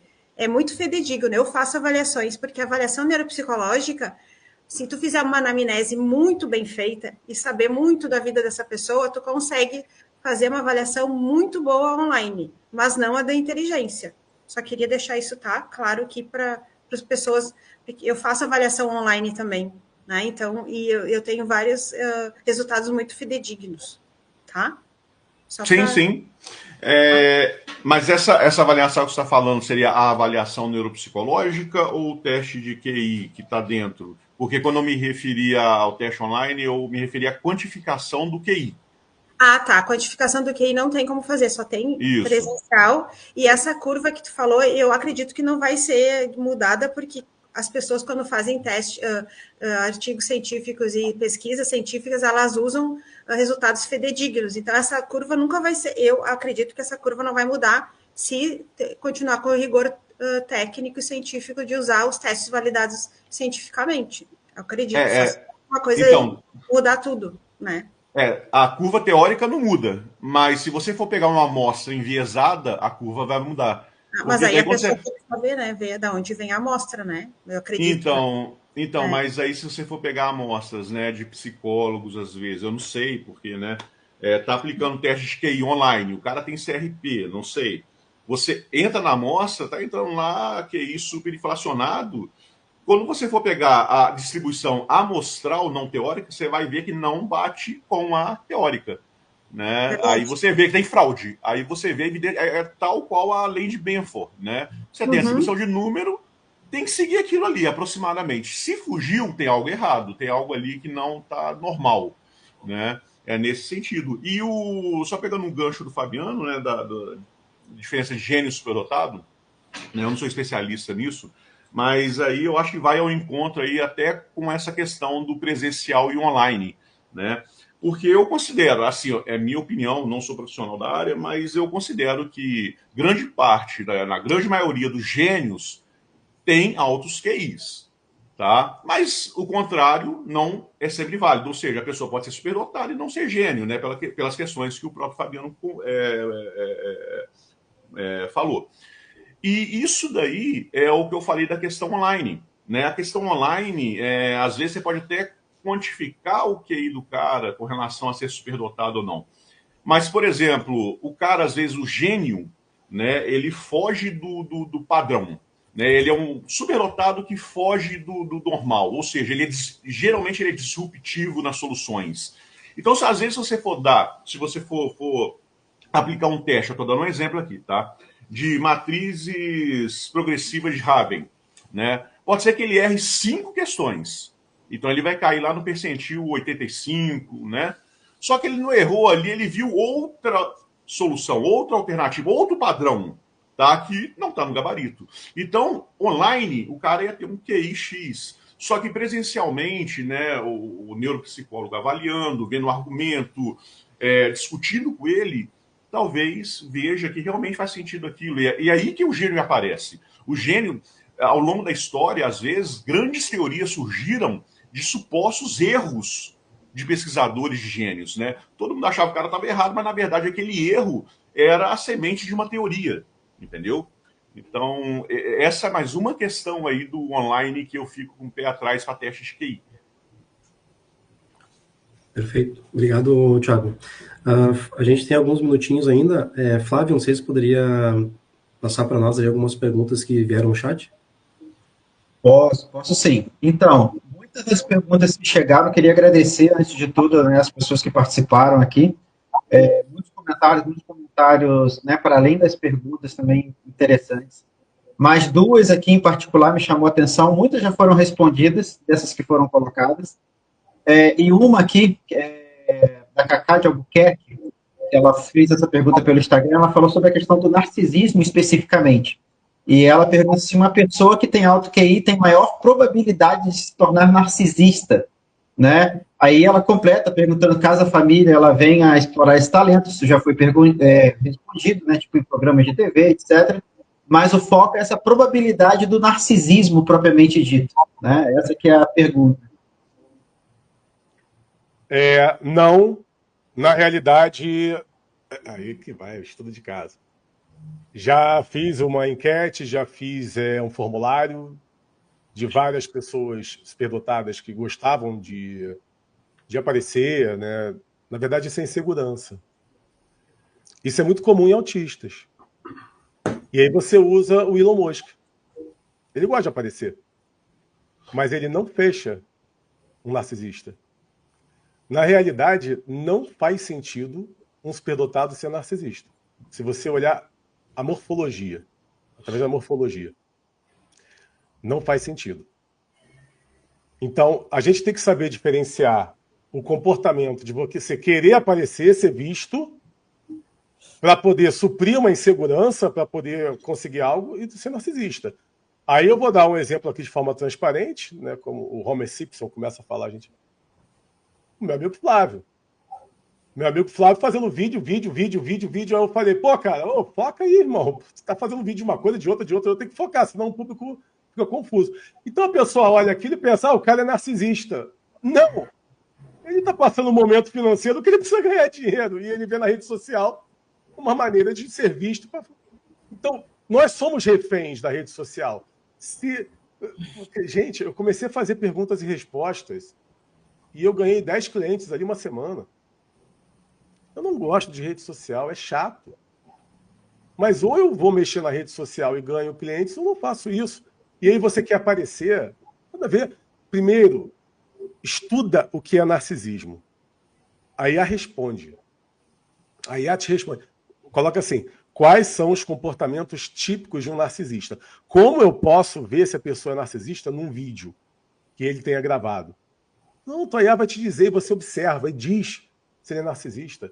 Eu não conheci até hoje um superdotado narcisista. Até hoje.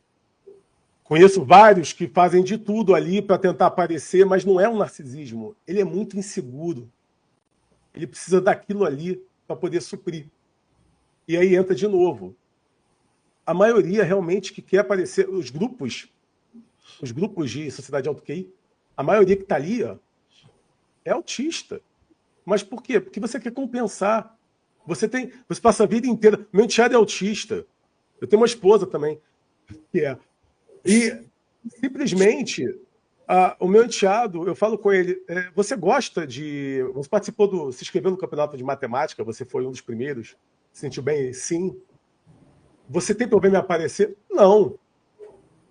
Eu falei, é porque você quer suprir tua vida inteira se escondendo, não conseguindo interagir socialmente. É simples. Você passa uma vida inteira treinando para poder ser visto, para poder fazer parte daquilo. O Adriel, por exemplo, eu cheguei para ele lá no início, quando ele começou os seminários, eu falei, você é muito bom nisso. E ele é autista.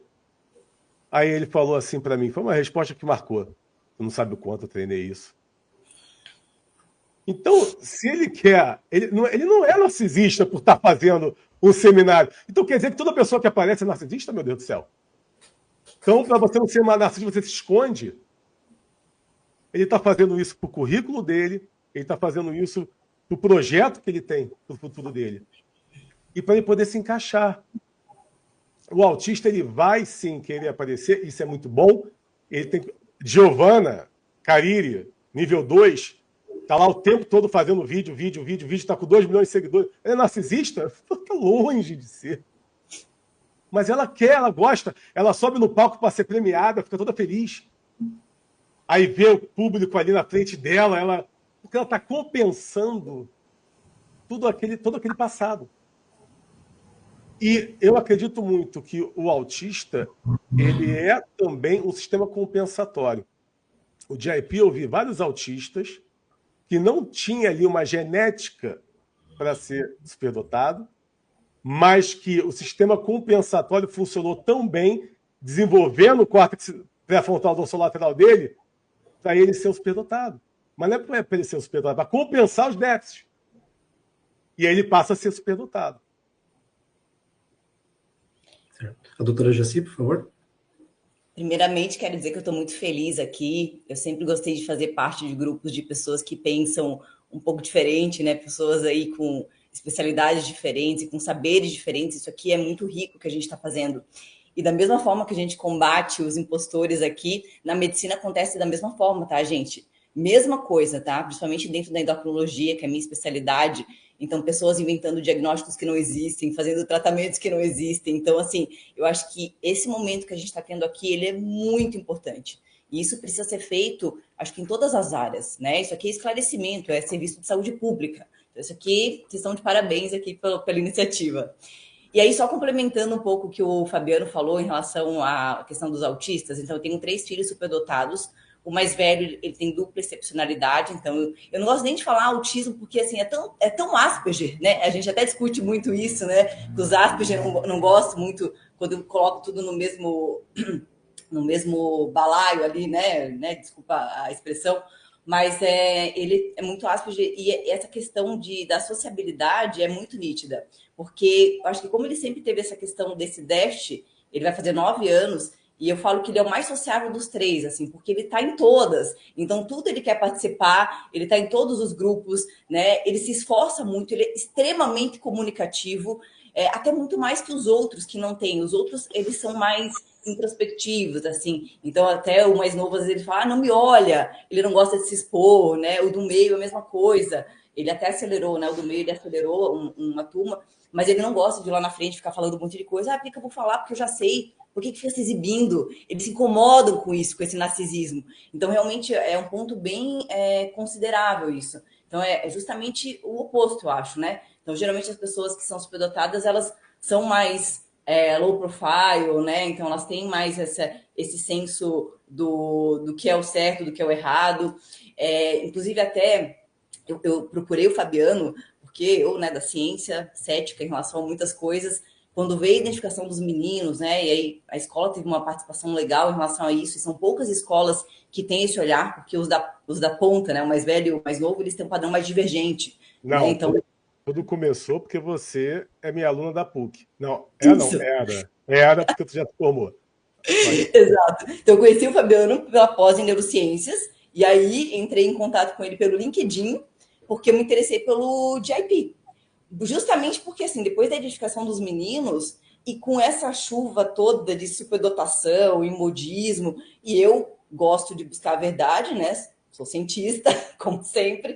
Puxa, mas será que isso aqui é real, né? Será que, né? Até porque um deles é um padrão que eu brinco que é o padrão clássico do superdotado. Fez um livro com 5 anos, acelerou de turma, começou a ler sozinho. E é muito engraçado essa coisa de às vezes os pais usarem isso. E eu sou uma pessoa, apesar de ser muito comunicativa, eu sou mais low profile também. Não gosto muito desse excesso de exposição. Então, quando veio essa questão da escola trazer, e aí levei em neuropediatra, levei em vários médicos, levei em um monte de psicólogo, porque eu queria ter certeza que aquilo era real. Então, foi o oposto, né? Tem pais que inventam um diagnóstico e eu queria ir na raiz da questão, assim, foi muito louco isso. Porque eu fui levava em um, levava em outro, e aí todo mundo falando a mesma coisa. Eu, sabe de uma coisa? Eu quero investigar um pouco mais a fundo. Aí encontrei o Fabiano na pós. Esse cara estuda inteligência, estuda genética. Vamos fazer o GIP dessas crianças. E aí, depois dessa investigação toda, de falar tanto com o Fabiano nesses últimos tempos, a gente consegue entender que realmente assim, o mundo está muito preparado para pessoas que estão na média. E está tudo bem. Né? Então, isso vale para tudo, não só para a questão da superdotação. Mas é muito difícil você tratar igual as pessoas que são diferentes. Isso vale para a medicina, para a questão de doenças, né? Então, quando você sai da média, é difícil a escola ter um entendimento, até muitas vezes os pais, a sociedade, porque eu falo, na minha família, é muito difícil a gente fazer coisas que para algumas pessoas são normais. Eles são muito intensos. Então, uma ida ao teatro, uma ida ao shopping é um evento, né? Muitas vezes catastrófico, dependendo da situação. Então, não é simples, é pela intensidade. Não que eles tenham porque só um tem dupla excepcionalidade, mas os outros têm algumas questões ali sensoriais, tem algumas questões que são um pouco diferentes, apesar de não ser transtorno, como é muito bem frisado aqui. Eu acho que a gente tem que bater nessa tecla assim, né? Porque a gente vê hoje muitos profissionais colocando a superdotação como transtorno, e não é. né? Na verdade, é uma condição. Então, eu acho que essa é a diferenciação. E quando tem alguma coisa a mais, que é o que a gente se atentou com o meu filho mais velho, vamos buscar alguma coisa, porque essa rigidez aqui, essa seletividade, essa repetição de padrões, isso aqui foge um pouco do que é a superdotação, né? Eu não sou especialista na área, não sou neuropsicóloga, mas eu acho que a gente tem que abrir um pouco os olhos para isso também, né? E tá tudo bem, né? Eu acho que você sabe que a identificação dos meus filhos foi uma libertação na minha vida, assim, até na escola, a compreensão, a adaptação de currículo, muitas coisas que eu acho que tem muitas crianças que não têm essa oportunidade de serem entendidas, porque nem sempre é aquela criança que vai tirar só nota 10 na escola, muito pelo contrário, né? Porque elas têm dificuldade em se adaptar àquele padrão, àquele currículo. Então, eu acho que esse esclarecimento que a gente está fazendo aqui, ele é muito importante. Mas, Jaci, você é médica endocrinologista. Você entende de hormônios, de neurotransmissores. Então, isso facilita bastante. Ou seja, quando eu peguei e te entreguei o GIP, você sabia bem o que estava lendo. Então, é bom deixar isso aqui claro, porque muitas pessoas não têm esse conhecimento que você tem para interpretar também as coisas da maneira mais correta. Perfeito, obrigado. Thiago, quer complementar aí rapidinho? Porque a gente até já passou do horário, né? Mas a conversa está tão boa que a gente pode estender um pouquinho, né? Só complementando a doutora, meu pensamento vai na mesma direção. Ela falou aí, né, que o planeta foi feito para a média, né? Isso daí a gente vê na ciência da ergonomia, né? A ergonomia, né, tudo foi feito para a população média, né? Ou seja, cama, máquina, tudo feito para o corpo, né, para se adaptar à média. E o superdotado, ele não está na média. Então, o mundo não foi feito para superdotados. Pronto, ponto. Né? E a questão, por exemplo, do narcisismo, né? Eu não tenho, né, expertise nisso, fica até pergunto para as psicólogas, né, se elas souberem responder. A questão do narcisismo poderia ser considerada até como um traço, porque aqui o tema aqui são de impostores, né? Um traço dos impostores. Por quê? Eu digo por mim, tá? E pelas pessoas, né, superdotadas que eu conheço. Geralmente é o contrário, geralmente são inseguras, se questionam o tempo todo, né? Tentam se reafirmar o tempo todo. E geralmente os narcisistas, né, aí, os impostores aí que a gente vê na internet, geralmente são aqueles que não são superdotados, mas querem parecer ser. Então ficam tentando se mostrar serem superdotados o tempo todo. Então eu queria saber se o narcisismo poderia ser aí um indicador de traço de um impostor com relação a isso, né? E também a questão que a doutora falou também do TEA, né? Eu também tenho esse diagnóstico, né? E assim como o QI, infelizmente também o TEA está tendo esse fenômeno também do inflacionamento, até por conta, né, de pessoas quererem se beneficiar dos benefícios que a legislação oferece hoje, né? Então isso tira um pouquinho de quem tem TEA de verdade, às vezes a pessoa fica meio desconfiada, né? Pô, às vezes você vai fazer uso de um direito seu, de cota, alguma coisa, a pessoa já te olha e fala, uai, mas você não tem cara de autista, né? Então é um problema. Mas é isso. Obrigado, Thiago. Flávio, mais alguma pergunta? Então, temos algumas outras perguntas, mas pelo tempo aqui, eu acredito que talvez mais uma pergunta, né, se faça interessante. E as outras que, porventura, a gente não conseguir responder, a gente pode, de alguma maneira, fazer chegar também através das redes sociais aí, onde, né, a live aí, o seminário vai ficar gravado. E porque essa pergunta, ela tem a ver com a questão da neuroimagem também. Então, ela fala aqui, do Fábio, no YouTube, ele fala sobre o teste genético, mais a neuroimagem, e se elas podem, no futuro, substituir os testes padronizados. Então, como uma forma complementar ao que já existe, aí eu posso até pegar um gancho com uma outra pergunta que foi feita, e para as psicólogas também que estão aqui, que fala a respeito se todos estão capacitados para poder enxergar os padrões comportamentais no exame presencial. Se no online já tem a sua dificuldade, mas no presencial também existe essa questão que a gente falou, é importante que se faça no presencial. E esses padrões, se todo mundo consegue, né, vamos dizer assim, está capacitado, gabaritado, para poder, além dos testes padronizados, conseguir também essas questões subjetivas serem analisadas e avaliadas também. Então, aí são, só para poder finalizar isso, que ficou, acho que, 2 perguntas interessantes para poder serem feitas.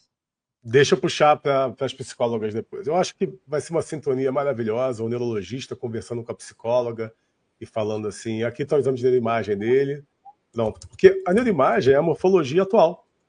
Então, se você olhar a neuroimagem, você vai sim saber se a pessoa é superdotada, se ela é inteligente. Sim, é uma questão de, se você buscar estudos científicos, claro, vai encontrar estudos dizendo que não é determinante, mas existe sim uma morfologia, uma métrica.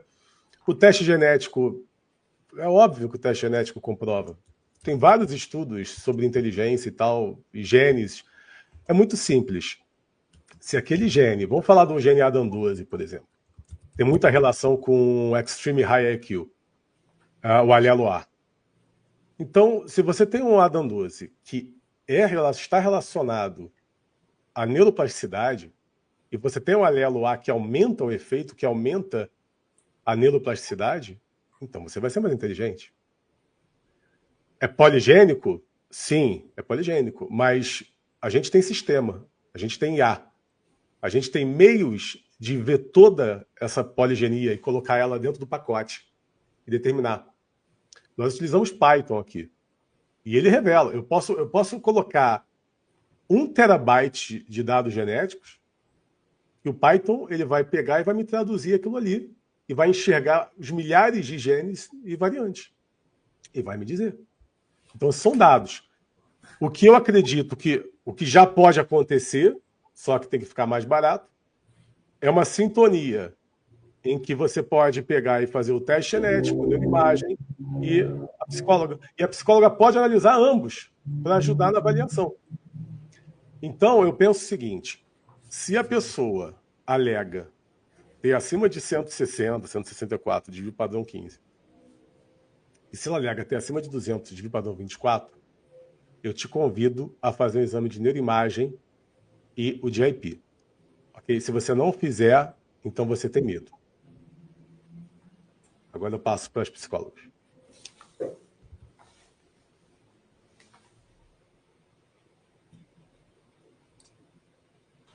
O que era para responder? Me perdi aqui. Era a questão se está todo mundo apto a fazer a avaliação, é isso? Todo psicólogo é apto, é isso que foi a pergunta? A pergunta é assim, eu encontrei aqui, ó, que foi falado sobre também analisar o comportamento durante a avaliação. Será que qualquer pessoa ela vai ter essa sensibilidade para analisar essas nuances avaliativas para além, né, certamente complementando a pergunta das escalas e da padronização? É que primeiro a gente não faz avaliação de QI, né? Se a gente for falar de QI, a gente não faz online, né? A gente não faz online, tá? Isso está descartado. A gente não pode fazer avaliação de QI online pelos testes da escala Wechsler. E depois, se toda psicóloga que é formada tem, a gente tem que fazer é um ato psicológico aplicar testes psicológicos, é um ato psicológico, né? Mas a gente recomenda, a doutora Júlia também, ela é neuropsicóloga, eu também sou neuropsicóloga, a gente faz, depois da faculdade, ela não nos deixa apto a fazer avaliações, ela dá uma coisa en passant, assim, para nós, a gente tem que fazer especializações. Então, se todo psicólogo é apto, na legislação é um ato psicológico, é apto a aplicar, qualquer psicólogo pode comprar o teste e aplicar, mas convém? Não. Pode? Convém? Não convém, tem que fazer uma especialização. A gente tem que entender do que a gente está aplicando, né? Então, por isso. Não sei se a doutora Júlia concorda ou não concorda. Em alguns países você tem que ter doutorado, tá? Para aplicar teste de QI. Em alguns países tem que ter PhD.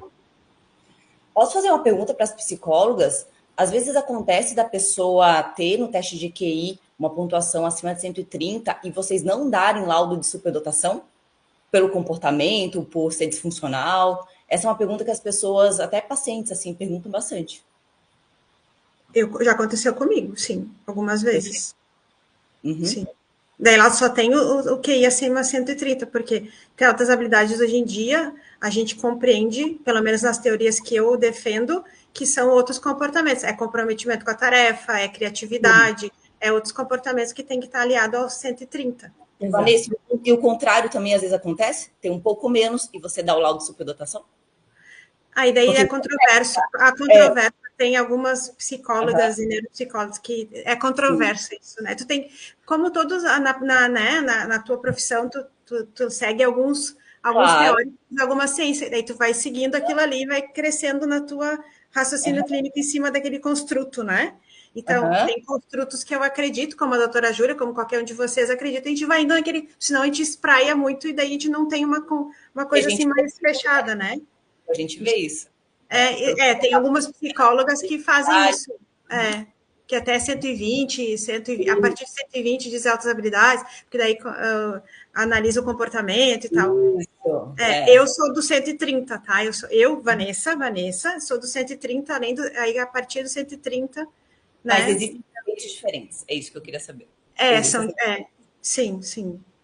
Depende da concepção. Entendi. Não sei. A doutora Júlia, que a doutora Júlia concorda, assim, com a questão que todos os nossos colegas podem fazer avaliação? Não sei. O que acha? Eu acho que a questão da avaliação para superdotação, eu também vejo, assim, como sendo necessária uma especialização, um estudo, né? Eu entendo, assim, que a formação de psicologia é bastante generalista, né? E requer, assim, né? Seria prudente, seria interessante que se tivesse, sim, uma especialização, e ainda dentro da especialização em neuropsicologia, eu acho que ainda um estudo direcionado para isso, né? Então, eu entendo que, a princípio, qualquer psicólogo pode fazer, mas eu acho que é interessante, assim, que a gente tenha alguns pré-requisitos, e eu entendo que temos profissionais que são mais habilitados, né, mais especialistas, assim, para fazer isso do que outros, né. Sim. Temos mais... Thiago, quer mais um comentário final aí? É só uma pergunta para as psicólogas, né, estendendo a pergunta da doutora. É permitido também uma extrapolação, além da quantificação ali da metodologia, né, por exemplo, do protocolo de Wechsler, né, é permitido que o psicólogo também extrapole a opinião dele, né, com relação ao observado, para quantificar o QI. Por exemplo, o exemplo que eu dei ali, hipotético, né, de uma pessoa supostamente gênia, mas que errou 5 questões, mas são questões que ela errou, mas que na verdade não errou. É simplesmente que ele está no gabarito, mas tem uma resposta alternativa. Vocês têm a liberdade de considerar como correta ou não? Vocês estão presas a ter que ser aquilo que está no gabarito da metodologia e pronto.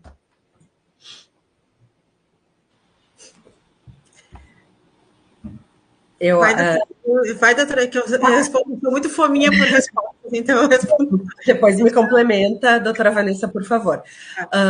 Nós temos alguns critérios, né? Então, eu acho que não se pode extrapolar, né, esses critérios, assim, que são basais para uma avaliação, assim, ser fidedigna. Eu acho que podem entrar aí observações e análises, né, complementares, né? Então, eu acho que esse raciocínio clínico, essa sensibilidade clínica, ela pode compor um entendimento em uma avaliação neuropsicológica, mas ela não pode modificar critérios específicos de testes, né, que são também muito estudados e muito específicos, então a gente não pode modificar os resultados pelas nossas observações, mas às vezes são observações contundentes, importantes de constarem numa descrição de uma avaliação. Exatamente, a minha resposta é a mesma resposta da doutora Júlia. Mas aí não poderia correr o risco de subestimar o QI de um gênio? Não, porque nós temos mais de 11 testes num teste, outro 14 no outro. É uma composição, entendeu? Se tu subestima, não tem como. É difícil entrar em contradição, porque tem algumas respostas que são aquela resposta mesmo, que tem que acertar aquela figura, tem que fazer aquilo ali, e tem as respostas que as verbais, que daí pode correr o risco do profissional avaliar subjetivamente aquilo, mas a gente tem que seguir o script, porque tem respostas de 0 pontos, 1 ponto, 2 pontos, e tem uma concepção dentro daquelas respostas que tem que estar dentro Por isso que a gente tem que treinar muito e saber muito do teste, ler muito o teste, ler o manual, saber os construtos, o que cada teste quer avaliar. Tu tem que estar muito isento da tua subjetividade ali. Então, não pode estimar, eu acho que não subestima, porque ele tem que ir mal nos outros também para poder composição dos pontos, entende? Se for só do QI, exatamente, mas a avaliação não é só aquele, né? É uma coisa mais ampla, a neuropsicologia, mais amplo, não é só avaliar. Quem chega para mim, por exemplo, pede, quero fazer avaliação de QI, eu não faço só avaliação do QI, eu não aceito, eu sei que colega meu aceita, eu vou fazer uma avaliação completa, eu não vou só fazer o teste QI para ti, eu tenho que fazer uma avaliação neuropsicológica, não é só o teste. Pode procurar outro profissional, mas eu não faço só a avaliação do QI. Sim, é o correto, né? Mas o que eu estou falando do QI seria o QI geral, né? O QI geral, não seria a junção dos subtestes, né? Mas tudo bem, pode falar, Fabiano. Tiago, eu vou encerrar com o que você está dizendo aqui, usando como exemplo a própria Triple Nine Society, que é uma sociedade em que eu vejo que é bem fidedigna, as pessoas realmente são aquilo ali, mas não adianta, você vai tirar ponto. Não tem essa. Se a gente for falar do gênio no sentido de alto QI e criatividade subjetiva, essas pessoas tiram ponto. Brincando. Elas vão fazer o teste ali, num péssimo dia vai tirar 140. Mas não tem essa. E olha, sinceramente, para mim, se você tiver na berlinda ali, 130, ok. Mas não tem esse negócio do 3SD. O que acontece, vários casos, é de um 3SD ter feito um teste, ter tirado 140 e tal, aí fez um outro teste, aí chegou a 146. Já vi. Muito. Mas ele vai tirar, vai dar o teste na mão dele, ele vai pegar e vai tirar. Gente, quero agradecer. Né? Desculpa, estou muito gripado mesmo. Por isso que eu estou. Mas eu quero agradecer muito a todos vocês. Eu quero pedir desculpa a qualquer pessoa que esteja assistindo e se sentiu de qualquer maneira ofendida. Não é nossa intenção prejudicar e ofender ninguém. A gente só quer justiça e verdade. Num mundo tão injusto, com tanta coisa acontecendo, a gente só quer o que é certo, porque as pessoas honestas, elas se prejudicam. Elas se encolhem, elas se escondem e elas desistem. E é muito comum a depressão funcional justamente por excesso de senso de justiça. A minha casa ela vira quase um asilo aqui. Aí, de vez em quando, vem Fabiano, deixa eu ficar aí um final de semana na tua casa. Né? E a maioria tem SD, né? E eu pergunto, o que houve? Situação em casa, mas também no mundo, tá torto, tá tudo errado. E, sabe, eu tenho vontade de me esconder, desaparecer, sumir. Então, assim, você que está na internet mentindo, eu estou pensando em vocês agora, eu sei quem são vocês. Você está fazendo muito mal a muita gente. Então você não é superdotado, porque isso é falta de empatia. E estudos comprovam que os superdotados têm empatia. E quando fala que autista tem menos empatia cognitiva, isso não quer dizer que não tenha, e tem empatia emocional até maior. Meu enteado ele tem uma empatia emocional absurda, ele nos ama desesperadamente aqui dentro. O que acontece são os lá de fora. Ele não conhece, mas tem empatia. Então, se você está numa sociedade de alto QI, na rede social, prejudicando alguém, você não é superdotado. Você é suspeito de ser impostor. Porque você não tem empatia. E se você está vendo tudo isso acontecendo também e não faz nada, então cadê teu senso de justiça? A gente tem que fazer a nossa parte para que isso não prevaleça. Ok? Muito obrigado a todos os dias. O nosso intuito aqui não é ganho financeiro. Nós não estamos aqui para ganhar dinheiro com isso. Eu fico pensando, esses psicólogos que ficam ganhando seguidores na rede social, já falei com alguns, eu falei, tem tão pouco superdotado, vale a pena? Tão pouco superdotado? Vai tratar TDAH, vai tratar o cluster B, que mais tem, é o mais problemático, narcisismo histriônico, borderline, esse é o mais problemático, esse é o maior problema, psicopatia, olha para o político, sociopata, psicopata. Poxa, vai tratar as doenças reais. Metade da população brasileira tem transtorno mental. Tá, mas quem tem cluster B nem procura psicólogo, então aumenta isso para 80%, é isso? É isso que tem que cuidar, não é superdotado. TEA, Outro, novamente menteado. Ele fica revoltado, ele fala, benefício, mas eu sou normal, não tenho... Agora, se você é autista nível 2, nível 3, sim, e olha, não é nada fácil ser mãe e pai de autista nível 2, nível 3, nada fácil. Mas também não é nada fácil você ser filho de um bebê superdotado, de um filho superdotado. Porque a intensidade é muito grande, te cansa, tira a tua energia toda. Temos aqui a Jaci com 3. Com 3. Eu vou fazer vídeo com ela, eu fico escutando no fundo. Caraca, meu Deus do céu. Então, não é fácil, mas isso não quer dizer que eles tenham um transtorno mental, não. Só o filho dela que tem a UTEA, né? Então, isso não quer dizer. Só que dá trabalho para os pais. E é isso que a gente tem que entender. Vamos começar a pensar mais nos transtornos mentais que realmente fazem a nossa sociedade evoluir ou atrasar, por favor. O percentual de superdotado é muito pequeno. E você que está aí, o psicólogo impostor que está usando isso para ganhar seguidor, nossa, não é nada inteligente. Está ganhando muito seguidor que não está comprando, não está pagando, não está te contratando. A não ser que você trabalhe junto com uma sociedade alto que é isso, se beneficie disso. Ops. Muito obrigado, então, gente. Fabiano, Thiago, Jaci, Flávio, a doutora Júlia, a Flávia Secato, Vanessa também. Muito obrigado pelo tempo de vocês. Eu acho que foi uma discussão muito enriquecedora para todo mundo. E esperamos poder gravar mais lives como essas, né? E disponibilizar para todos aqueles que se sintam beneficiados de certa forma, né? Em descobrir e entender a verdade como funciona esse nosso mundo. Aí. Muito obrigada. Obrigado, gente. Obrigado. Tchau, tchau. Obrigada.